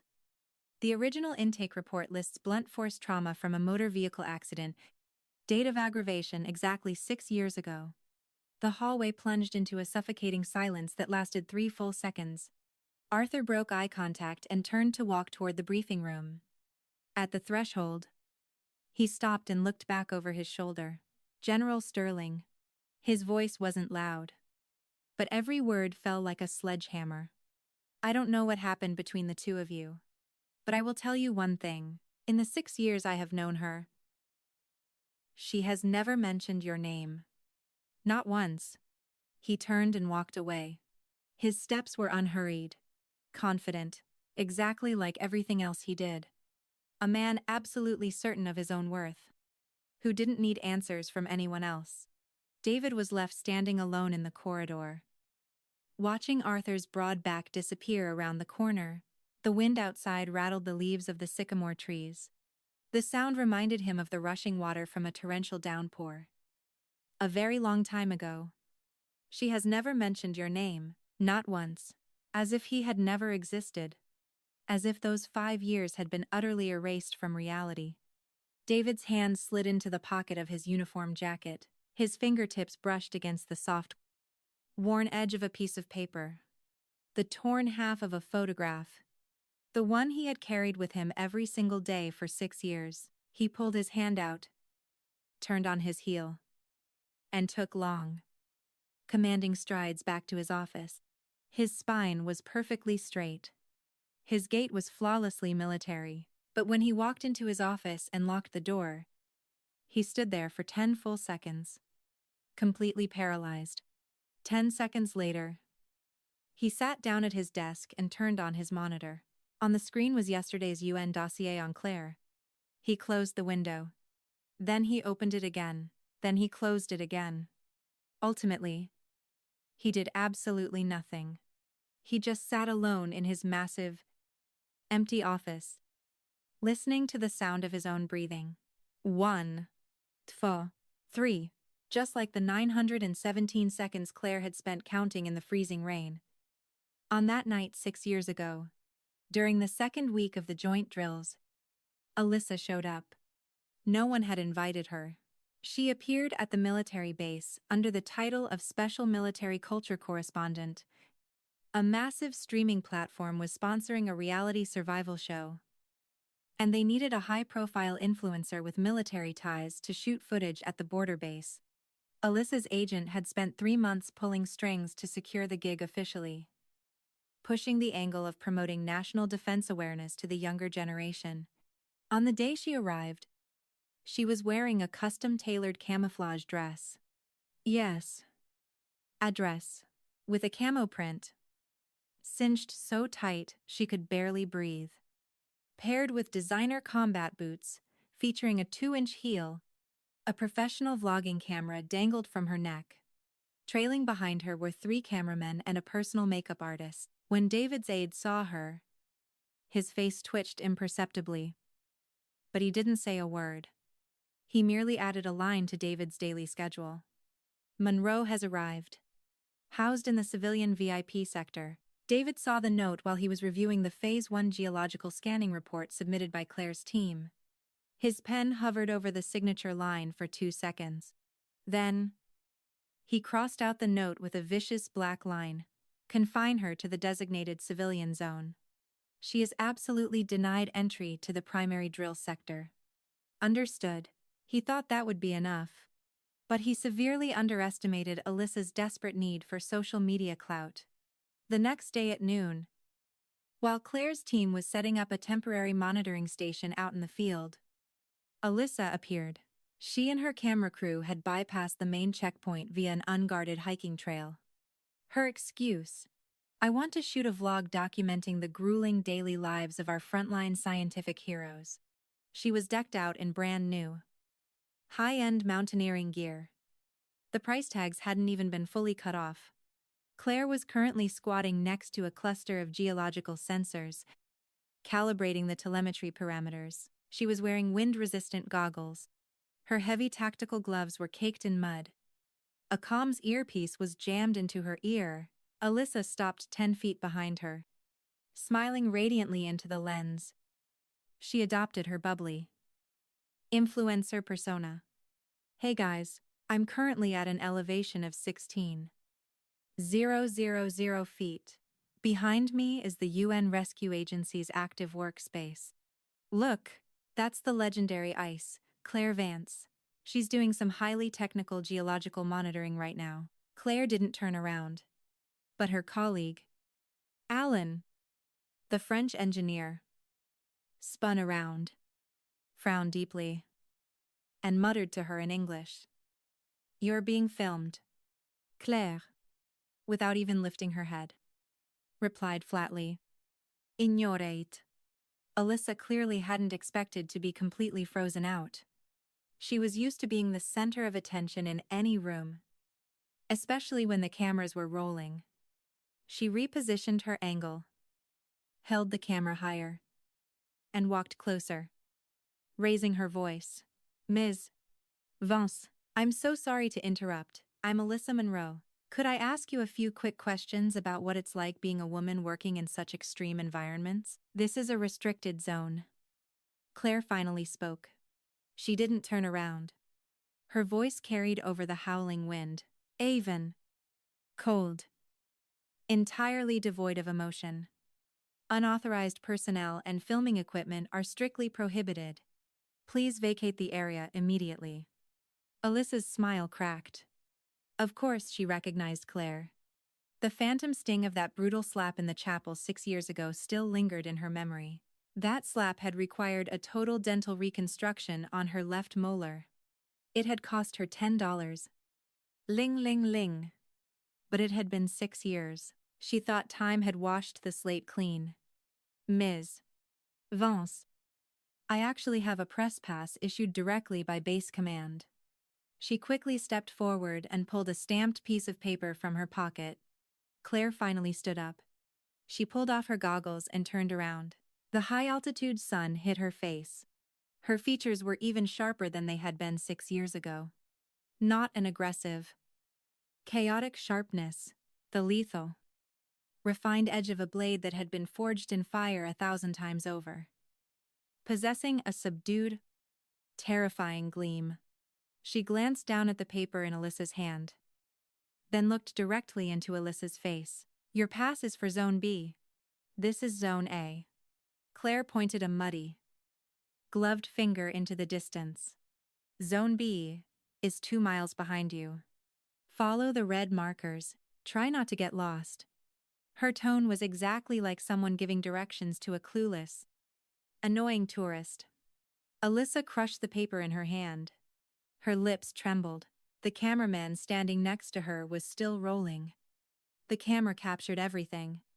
Alyssa's meticulously applied makeup was already beginning to melt in the brutal, freezing wind. Foundation caked in her smile lines. Her lipstick had dried out and cracked. Standing opposite her, Claire wore absolutely zero makeup. Her face bore only the rugged traces of wind, frost, and brutal sunlight. And yet, she looked more devastatingly whole and powerful than any heavily filtered influencer could ever dream of being. Claire. Alyssa switched tactics. Her voice went soft, dialing up her trademark. Victimized whimper. I know you're probably still mad at me about what happened back then. I swear, I really didn't do it on purpose. I had no idea the equipment was. What did you just call me? Claire tilted her head slightly. That microscopic movement caused Alyssa to instinctively scramble back half a step, because the angle of her head, the freezing temperature in her eyes, it was exactly the same as it was in the chapel 6 years ago. Half a second before the slap landed. In a professional operating environment, please address me as Ms. Vance? Claire broke eye contact, pulling her goggles back down over her eyes. Also, I am not mad at you. She crouched back down and continued adjusting the sensor array. You only get mad at things you actually care about. And I do not care about you at all. She spoke quietly, so quietly that only Alyssa and her 3 cameramen heard it. But those words hit harder than any physical slap. Alyssa's face turned bright purple. She opened her mouth to speak, but it felt like a golf ball was lodged in her throat. Ultimately, she spun around on her ridiculous, pristine combat boots and retreated in total humiliation with her crew in tow. As they walked away, one of the cameramen sneaked a look back over his shoulder. Claire was sitting by the sensor. The blinding white reflection of the snow-capped peaks mirrored in her dark goggles. She looked like an ice sculpture, entirely fused with this wild, unforgiving earth. Alan walked over and asked quietly in French. Who was that? She looks like trouble. Claire tightened the final bolt. It stood up and brushed the dirt off her knees. Nobody important. Alan shrugged and didn't ask again. But Alyssa was not the type of woman to surrender after a single rejection. On the contrary, the fact that Claire had publicly humiliated her had triggered a vicious, obsessive rage. Her vlog needed traffic, and a clip of her being rejected by a snobby, elitist UN expert wouldn't even generate a fraction of the viral views she could get by staging a current girlfriend versus Tyan's Prasen's ex-wife confrontation. She needed a bigger spectacle. And so, on the third evening, she showed up at the officers' mess hall, her excuse immersing myself in the authentic military lifestyle. That night, Claire's team was also eating in the mess hall. Due to the grueling schedule of setting up hardware in the field, they had moved part of their data analysis indoors. The 6 team members were sitting around a long cafeteria table. Laptops and dinner plates were shoved together in a chaotic mess as they ate and debated topography. This was standard operating procedure for people who lived their lives in extreme environments. The boundary between eating and surviving was practically non-existent. Arthur was sitting right next to Claire. In front of him were 2 plates. One was his. The other, he had just brought over from the serving line and placed directly in front of Claire. Steamed sea bass tonight. Your favorite, Arthur said, as casually as if they were sitting in their own kitchen, and vegetable puree. You skipped lunch. Start with the soup. Claire, her eyes still glued to the fluctuating data spikes on her screen, blindly reached out and grabbed the bowl of soup. She took a spoonful. Too hot, she said. Arthur immediately took the bowl back. He stirred it with the spoon, blew on it gently for several seconds, and slid it back in front of her. Try it now. The interaction was so agonizingly natural that the rest of the team didn't even look up. They were obviously completely used to this dynamic. Exactly at that moment, Alyssa walked into the mess hall carrying a plastic tray. She scanned the room and locked onto Claire like a heat-seeking missile. And she saw Arthur sitting right beside her. Alyssa didn't know Arthur personally, but she recognized him from Forbes magazines and elite society blogs. Arthur Bennett, Horizon Corporation. Top 20 billionaires. Younger than David, richer than David, and clearly vastly superior to David at treating a woman like a queen. That realization caused Alyssa's face to twist into an ugly, jealous sneer. She marched over with her tray. As she walked past their table, she feigned a look of sudden surprise. Oh my gosh, Mez? Vance? You eat here too. What a crazy coincidence. Do you mind if I sit here? Her voice was shrill and sugary sweet, dripping with fake innocence. Claire didn't even look up from her laptop. Arthur, however, I did look up. He threw exactly one dead-eyed glance at Alyssa, then turned completely back to Claire. Claire, the displacement metrics in Sector 3. Do you want me to help you recalibrate? The morning deviation was running a little high. Claire nodded. Pull up the localized SP feed from Sensor 12. The two of them dove straight back into a highly technical data debate, acting as if the woman standing right next to them was entirely invisible. Alyssa stood there holding her plastic tray, completely frozen. Behind her, there were no cameramen. Filming equipment was strictly prohibited inside the military mess hall. This meant she couldn't even record the scene of her being bullied to garner sympathy online. Forced to swallow her pride, she gritted her teeth and sat down directly across from Claire. The silence stretched out for 30 agonizing seconds. Alyssa was the first to break. Ms. Vance, I've been looking for a chance to talk to you for a long time. About what happened back then. When Claire finally lifted her head, her tone was so flat and devoid of emotion that those few words acted like a bucket of ice water, instantly extinguishing all the dramatic tension Alyssa had spent 30 seconds building up. What happened 6 years ago? About General Vance. Claire's voice was chillingly calm. I don't really remember it. She immediately looked back down at her screen. Alyssa froze. Don't remember. That old man died because his life-saving equipment was stolen for a movie prop, and you don't remember Claire. Ms. Vance. I know you hate me. But I said. Claire's voice wasn't loud, but every single syllable dropped like an executioner's blade, slicing right through Alyssa's pathetic monologue. I do not remember who you are, or what you did. To me, it is completely irrelevant. If you feel the desperate need to confess your sins to someone. She raised her eyes and locked onto Alyssa. Go find David Sterling. He has a lot more free time on his hands than I do. Next to her, Arthur let out a soft cough, clearly trying to mask a laugh. Alyssa's face went chalk white. Her fingers gripped her chopsticks so hard they trembled, not out of fear, but out of a crushing, unprecedented humiliation. The utter, total invalidation of her entire existence. 6 years ago, Claire had hated her. Hatred, at the very least, proved that she occupied a space in Claire's mind, even if it was negative. But now, Claire was telling her she didn't remember.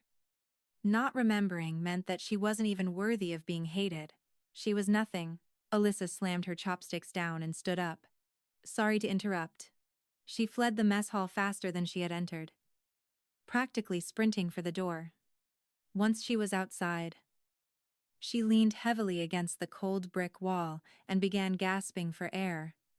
The high-altitude atmosphere already made it difficult to breathe, but the violent emotional shock made it feel like a vice was crushing her lungs. She pulled out her phone with trembling hands and dialed a number. It picked up on the second ring. David. Her voice broke into a wretched sob. I want to see you. There was 3 seconds of silence on the other end. Where are you?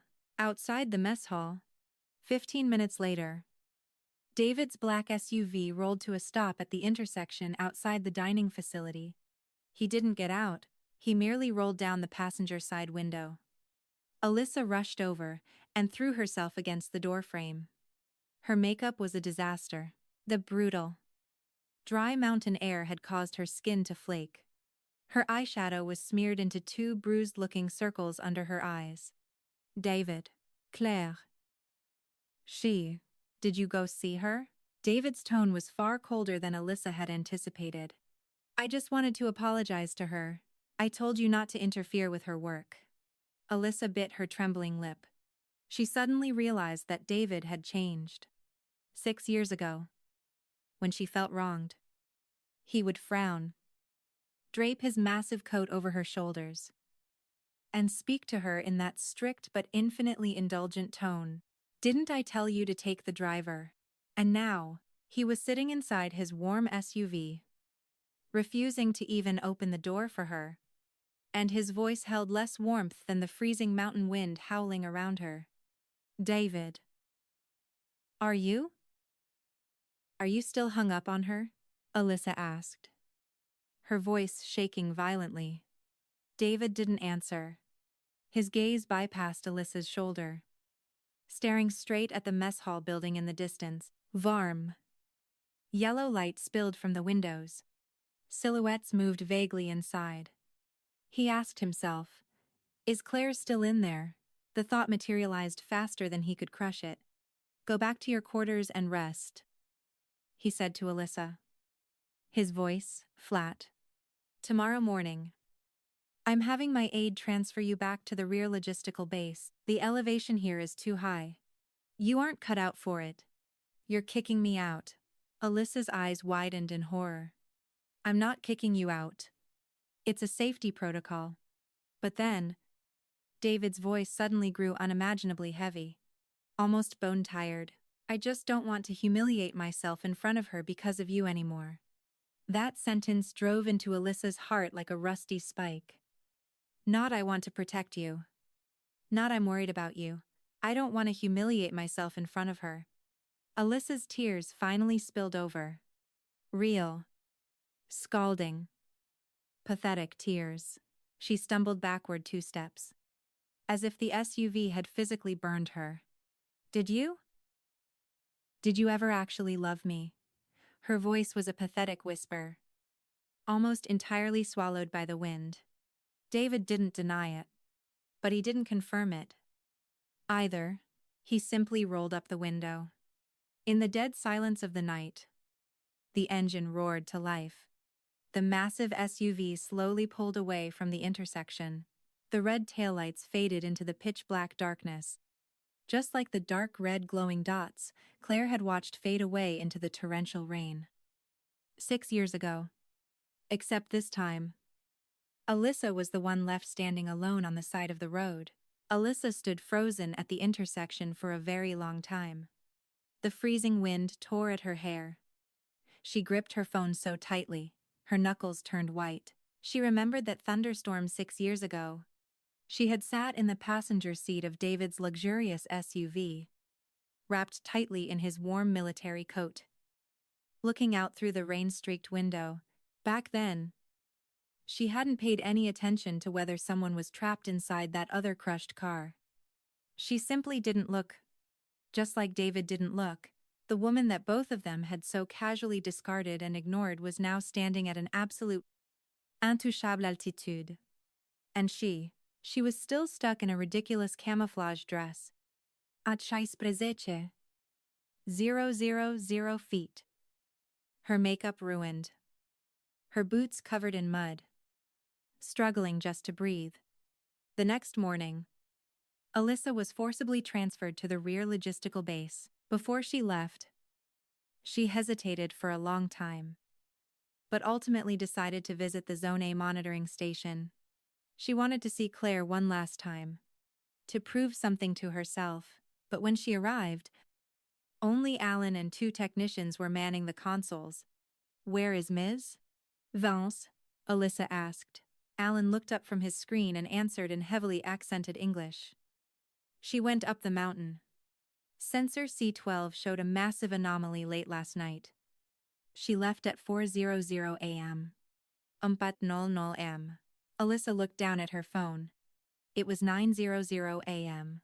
Claire had already been working at an elevation of 17,000 feet in sub-zero temperatures for 5 hours. She went alone. No. Mr. Bennett went with her. He always goes with her when she pushes the high ridges. Says he doesn't know a damn thing about geology, but he can carry the heavy gear. Alyssa stood there. She didn't say another word. 5 minutes later, she turned around and walked away. This time, she didn't look back. Later that afternoon, Claire and Arthur descended from the ridge. Her windbreaker was caked in dried mud and pulverized rock. One of her tactical gloves was torn open. On her left knee, the site of the old trauma, she wore a heavily reinforced insulated brace. Arthur walked right beside her, strapped to his back. In addition to his own survival gear, was a secondary, massive equipment pack. Clearly not his own. The brutal wind had whipped his face raw and cracked his lips. But he was in incredibly high spirits. The C12 data is confirmed. Claire spoke rapidly into her comms radio as she hiked. Permafrost degradation is moving 15% faster than our baseline projections. Tell Alan to drop the early warning threshold by 2 whole points. She killed the radio, pulled off her goggles, and let out a long, deep breath. The high-altitude air was freezing and sharp, stinging the lungs like inhaled glass. "How's the knee?" Arthur asked. His tone was casual. Not overly cautious or overly protective. Just a practical, operational check-in. "Fine. A lot better than 2 days ago." "That's because 2 days ago you refused to wear the damn brace. That was an emergency scenario. You always have an emergency scenario." Arthur cut her off. His tone remained smooth, but laced with an absolute, unshakable bedrock of authority. "Next time you try to push a summit without your brace, I'm hiding all your boots." Claire shot him a sidelong glance. A flash of rare, unguarded emotion crossed her eyes. Independence, defiance, and style concession. I know you care about me, and I accept it. Fine, she said. Just one word. But Arthur smiled. Not a massive grin. Just the corners of his lips curving upward. Yet that smile held more genuine, profound satisfaction than closing a multi-billion-dollar corporate merger. He reached out and casually brushed a layer of rock dust off the hood of her jacket. The movement was incredibly light. His fingers didn't even brush her hair. Come on, he said. Let's go finalize the data rendering. I had them brew a pot of ginger tea at the camp. Drink that first.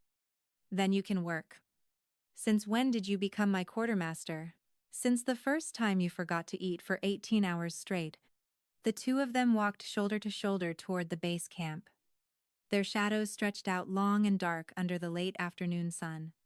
One slightly taller, one slightly shorter, but their strides were perfectly, effortlessly synchronized. A rhythm that didn't require any conscious adjustment. David stood by the window on the second floor of the command center. Watching the entire scene play out, he saw Arthur brush the dust off Claire's jacket.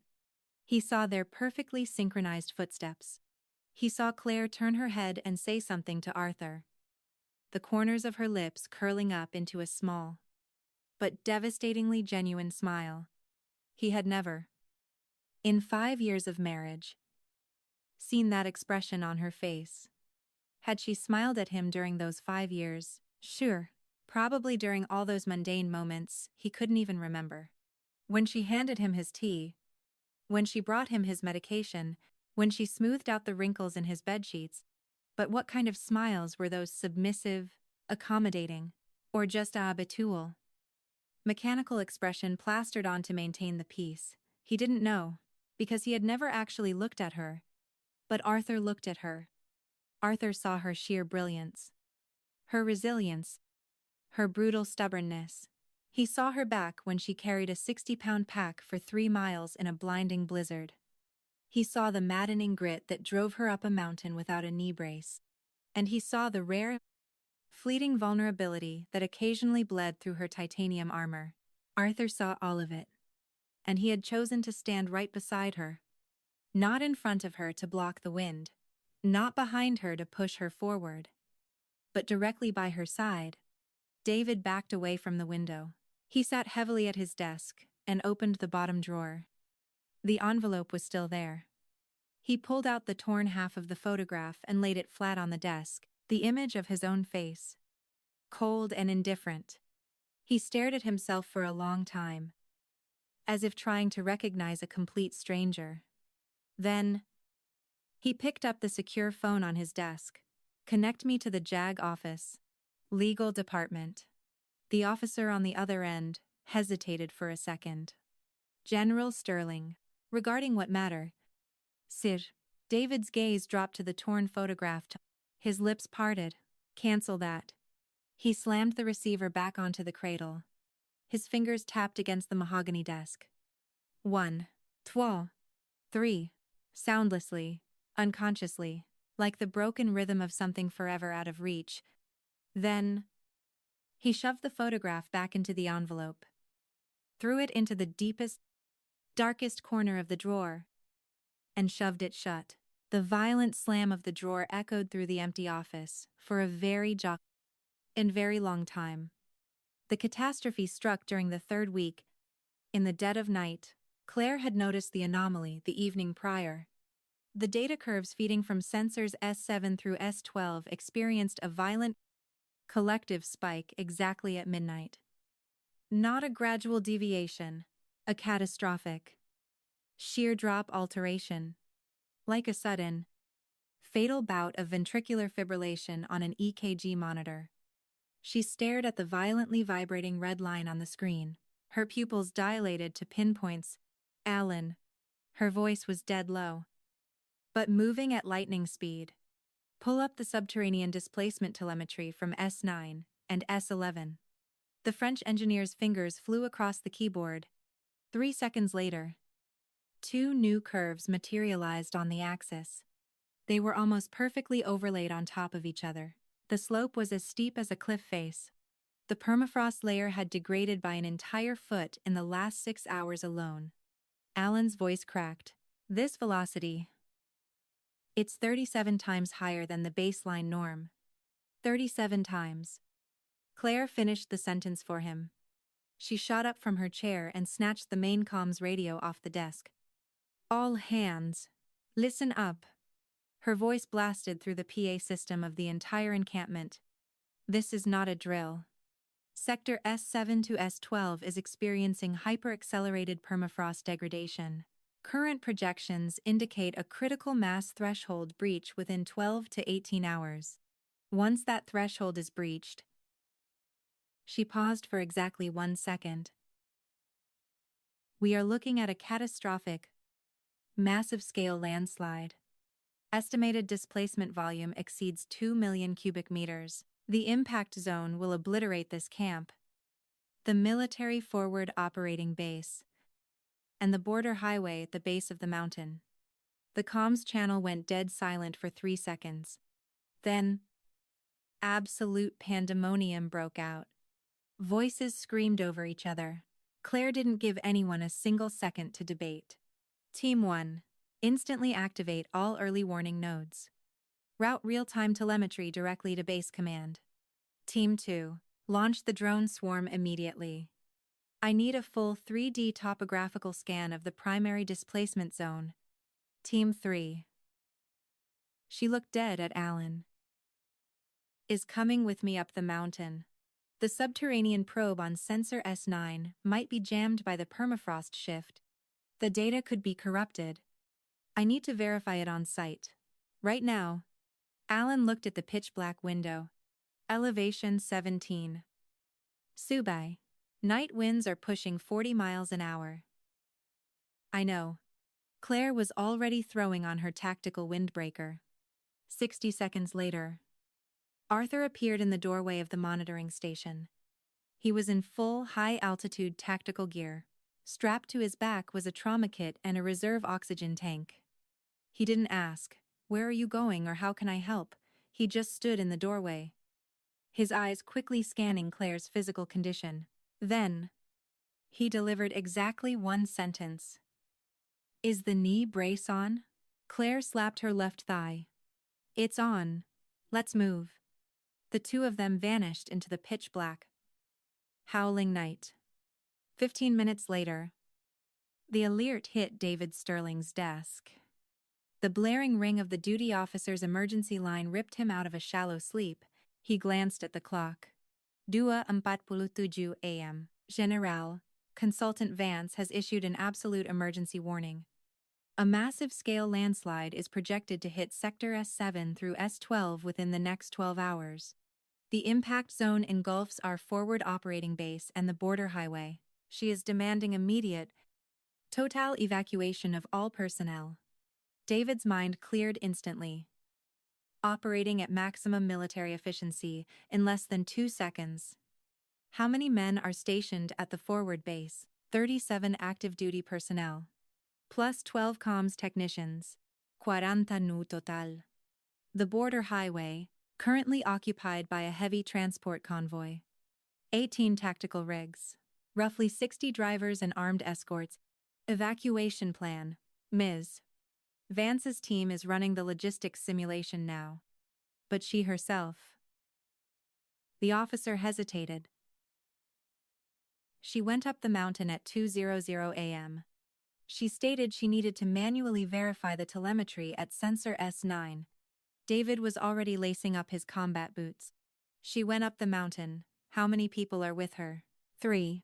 Herself, the French engineer, and Arthur Bennett.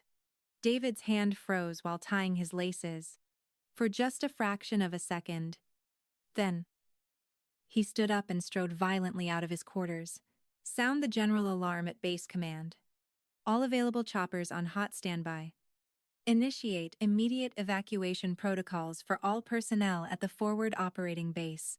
He slammed his shoulder into the heavy fire doors, bursting into the freezing Howling wind of the corridor. Deploy a tactical search and rescue squad up the mountain following Claire Vance's exact route. General? You mean? I am personally leading the squad. Bitshizero AM. The high-altitude mountain range had transformed into an alien. Hostile hellscape. The temperature plummeted to -8 degrees Fahrenheit. Wind speeds clocked 30 miles per hour. That meant exposed skin would begin suffering severe frostbite within 30 minutes. Visibility was less than 150 feet. There were no stars in the sky, only a brutal, gray canopy of storm clouds pressing down on their heads like a suffocating iron dome. Claire took the point position. Her headlamp sliced through the darkness like a sniper's laser, illuminating a treacherous, shifting path of loose shale and frozen mud. Every single step demanded a lethal level of calculation.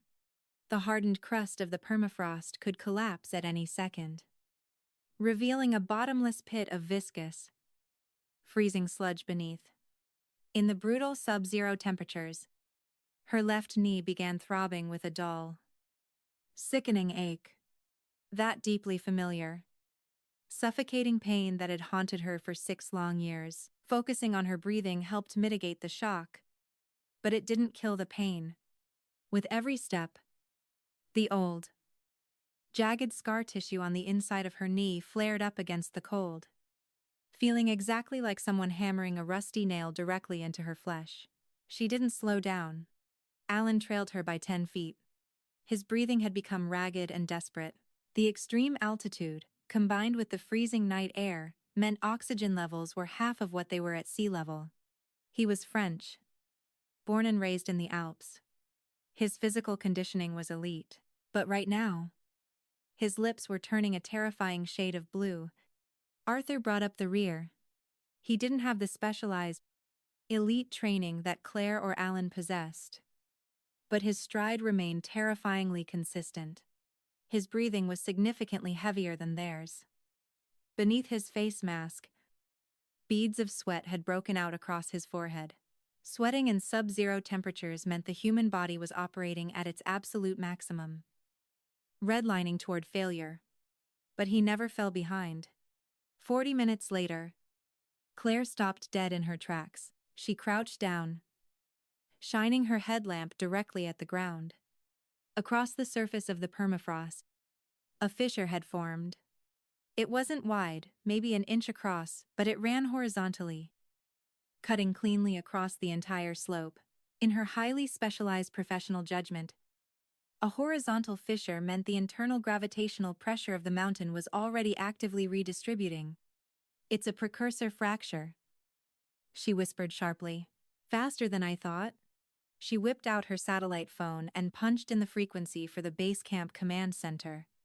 This is Vance. Visual confirmation of a precursor fissure in Sector S now. I am updating the projection models. The critical failure window is shrinking from 12 hours to 8 hours. I repeat, 8 hours. All evacuation protocols must be completed within 6 hours. A chaotic burst of acknowledgements crackled through the radio. She cut the feed and kept climbing. Sensor S9 was located at an elevation of 650 feet.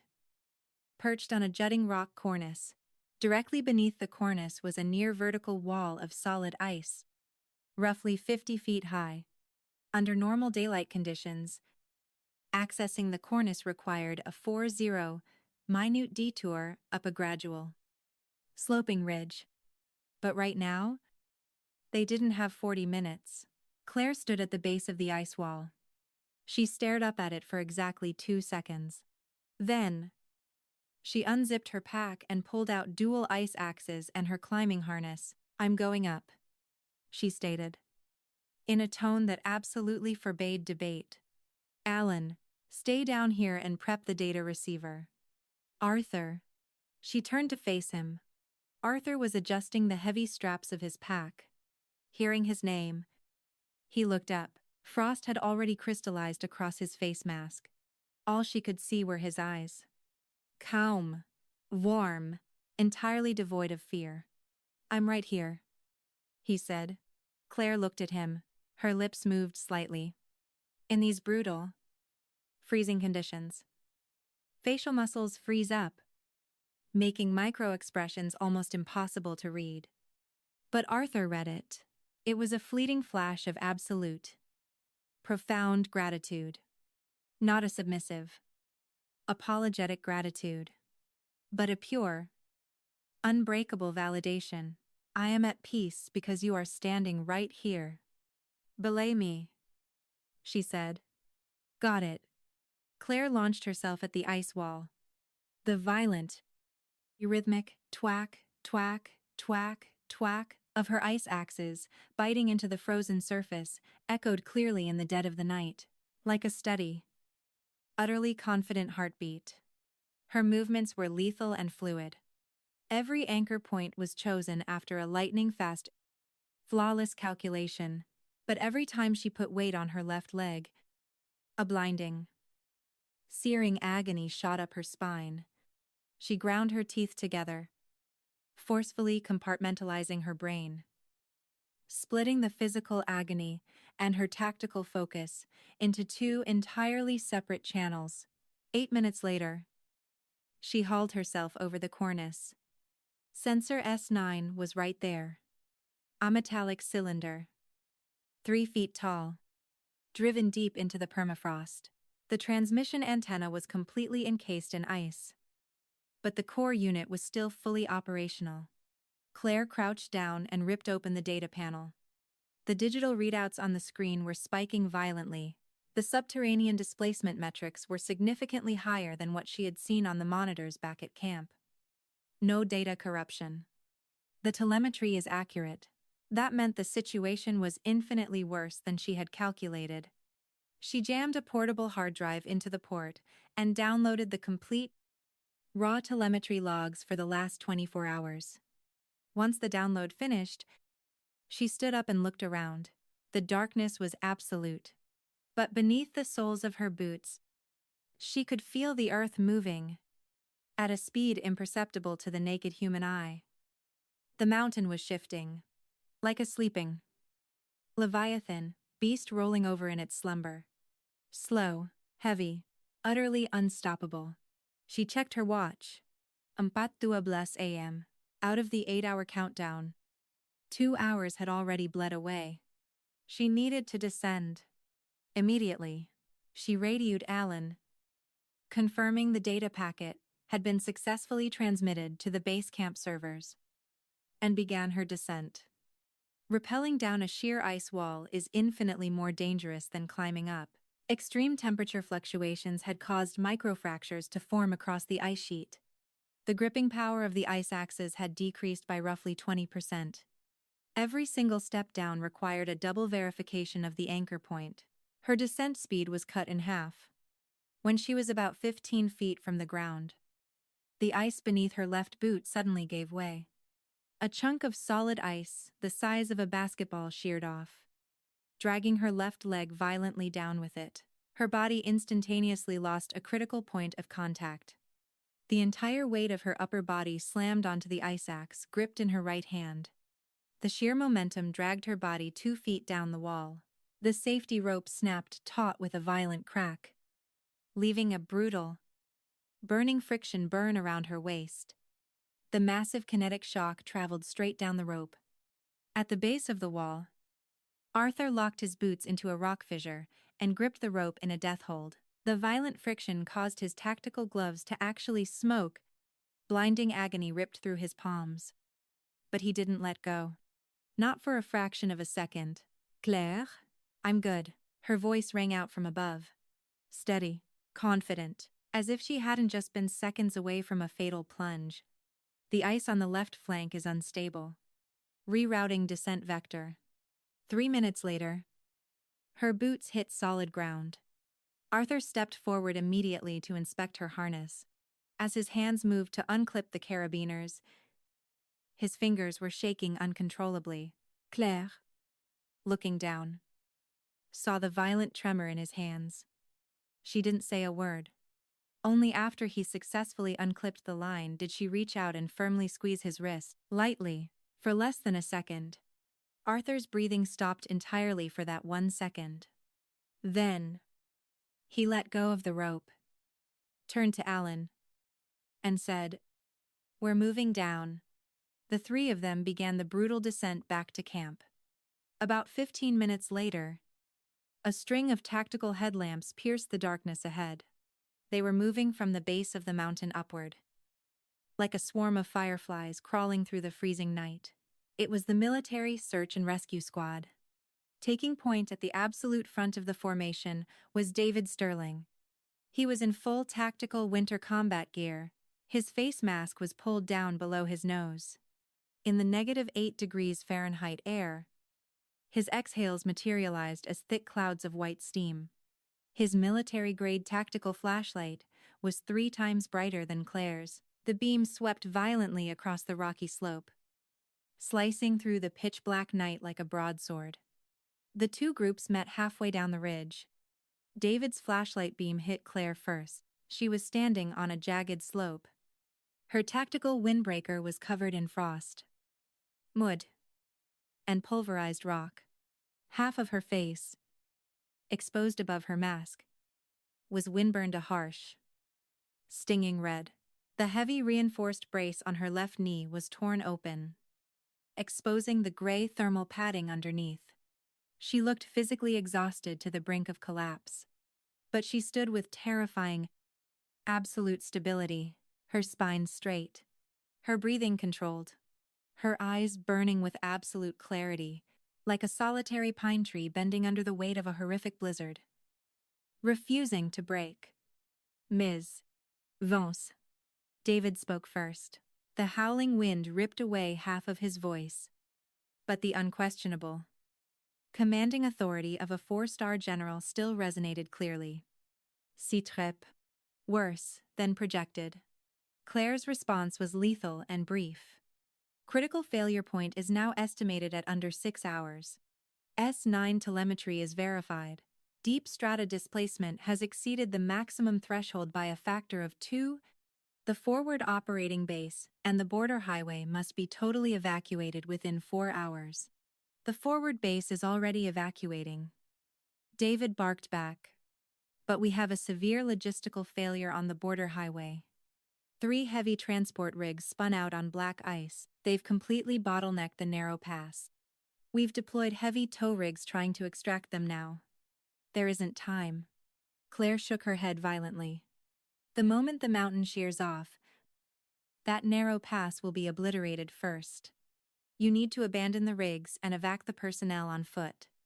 Those 3 rigs contain high-value strategic rations, and human lives matter more than rations." Claire cut him off. Her tone wasn't loud, but it carried a sheer, overwhelming authority that eclipsed any military directive. "General Sterling, you should know that priority better than anyone." David stared at her. He remained dead silent for exactly 2 seconds. Then, he grabbed his comms radio. "Base command to forward convoy at the narrow pass. I am issuing a direct order: abandon the vehicles immediately. Evacuate all personnel on foot to the designated safe zone. I repeat, abandon the vehicles immediately." A frantic burst of compliance crackled back through the radio. Claire nodded and resumed her rapid descent down the mountain. David fell into step right beside her. He walked on her right side, trailing her by exactly half a step. Not intentionally, purely by instinct. He noticed that with every single step she took, her left leg hesitated for an almost imperceptible fraction of a second. Less than 0.1 seconds. But to a trained military operative, it was enough to realize she was in excruciating pain. An old injury. From 6 years ago. "Your leg," he started. "It's not slowing me down." Claire didn't even turn her head. "I can call in an emergency medevac chopper for you. The choppers are needed for the mass evacuation. I can walk." She picked up her pace. David stared at her back. Lean, but terrifyingly strong. In the pitch-black darkness, she looked like a moving blade cutting through the storm. A memory from years ago violently ambushed his mind. One winter night, 5 years ago. He had returned home late after an emergency deployment. When he opened the door, the living room lights were still on. Claire was sitting on the sofa, having fallen asleep with a book in her hands. That same dog-eared, heavily annotated book, Geology of Extreme Environments. Her face, bathed in the warm, yellow light of the lamp, looked incredibly soft. Her eyelashes cast long, delicate shadows across her cheeks. On the coffee table sat a bowl of oatmeal that had long gone cold, alongside a small dish of pickled radishes. That night, he had simply turned off the light and walked into his office. He didn't drape a blanket over her. He didn't wake her up. He didn't even carry the cold oatmeal back to the kitchen. He simply thought to himself, if she wants to wait up for me, that's her business. And now, on this frozen, desolate earth, at an elevation of 17,000 feet, he watched her silhouette moving further and further away. And suddenly, an intense, almost suffocating urge seized his throat. He wanted to chase after her, grab her hand, say something, anything, but he didn't know what to say. Every single phrase that crossed his mind, I'm sorry. Come back to me. I was wrong. Felt incredibly pale, pathetic, and laughable in the presence of this woman. Because she didn't need to hear it. She had walked away, so far away that a lifetime of his regret could never hope to catch up to her. Just before dawn, the mass evacuation was successfully completed. At 9:14 a.m., the mountain collapsed. Claire stood on the observation deck in the designated safe zone, peering through high-powered binoculars at the exact ridge she had climbed hours ago. 2 to 3 million cubic meters of frozen earth, bedrock, and ice roared down from the summit like an apocalyptic, mythological beast.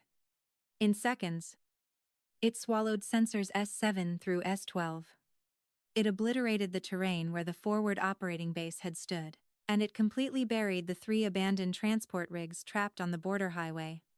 The deafening, apocalyptic roar lasted for 4 full minutes. A dust cloud shot hundreds of feet into the sky, dyed a sinister, blinding gold by the morning sun, and then, absolute silence. Claire lowered the binoculars. She keyed her comms radio and spoke exactly 4 words, confirming 0 casualties. Over. Eruptions of wild, desperate cheering blasted through the command center channel. She turned off the radio, took off her headlamp, and stood perfectly still for a few seconds. The brutal, high-altitude sun beat down on her, casting her shadow sharply against the rocky earth. The shadow was small, but its edges were drawn with razor-sharp clarity. Arthur walked up and handed her a steaming thermos cup filled with ginger tea. Drink. She took it and took a long sip. The scalding liquid sent a rush of heat straight down her throat and into her stomach. Thank you, she said. No polite formalities. Just genuine, absolute trust. Arthur didn't say a word. He simply stood right beside her, silently looking out over the violently reshaped, obliterated mountain range. Their shadows lay side by side on the earth, perfectly aligned, like 2 towering trees whose roots had inextricably woven themselves together deep underground. David stood 50 feet away, leaning against a command vehicle. He saw the cup of ginger tea. He saw their shadows merging on the ground. He saw how Claire, taking a sip of the hot tea, squinted her eyes slightly against the sun. It was the relaxed, unguarded expression of someone who felt entirely safe, entirely enveloped in warmth. He turned around, opened the heavy door of the command vehicle, and got inside. The moment the door slammed shut, he was plunged into total silence. He reached a hand up to the breast pocket of his combat uniform. That torn half of the photograph was still there. He closed his eyes. In the darkness, He could hear the sound of his own heartbeat.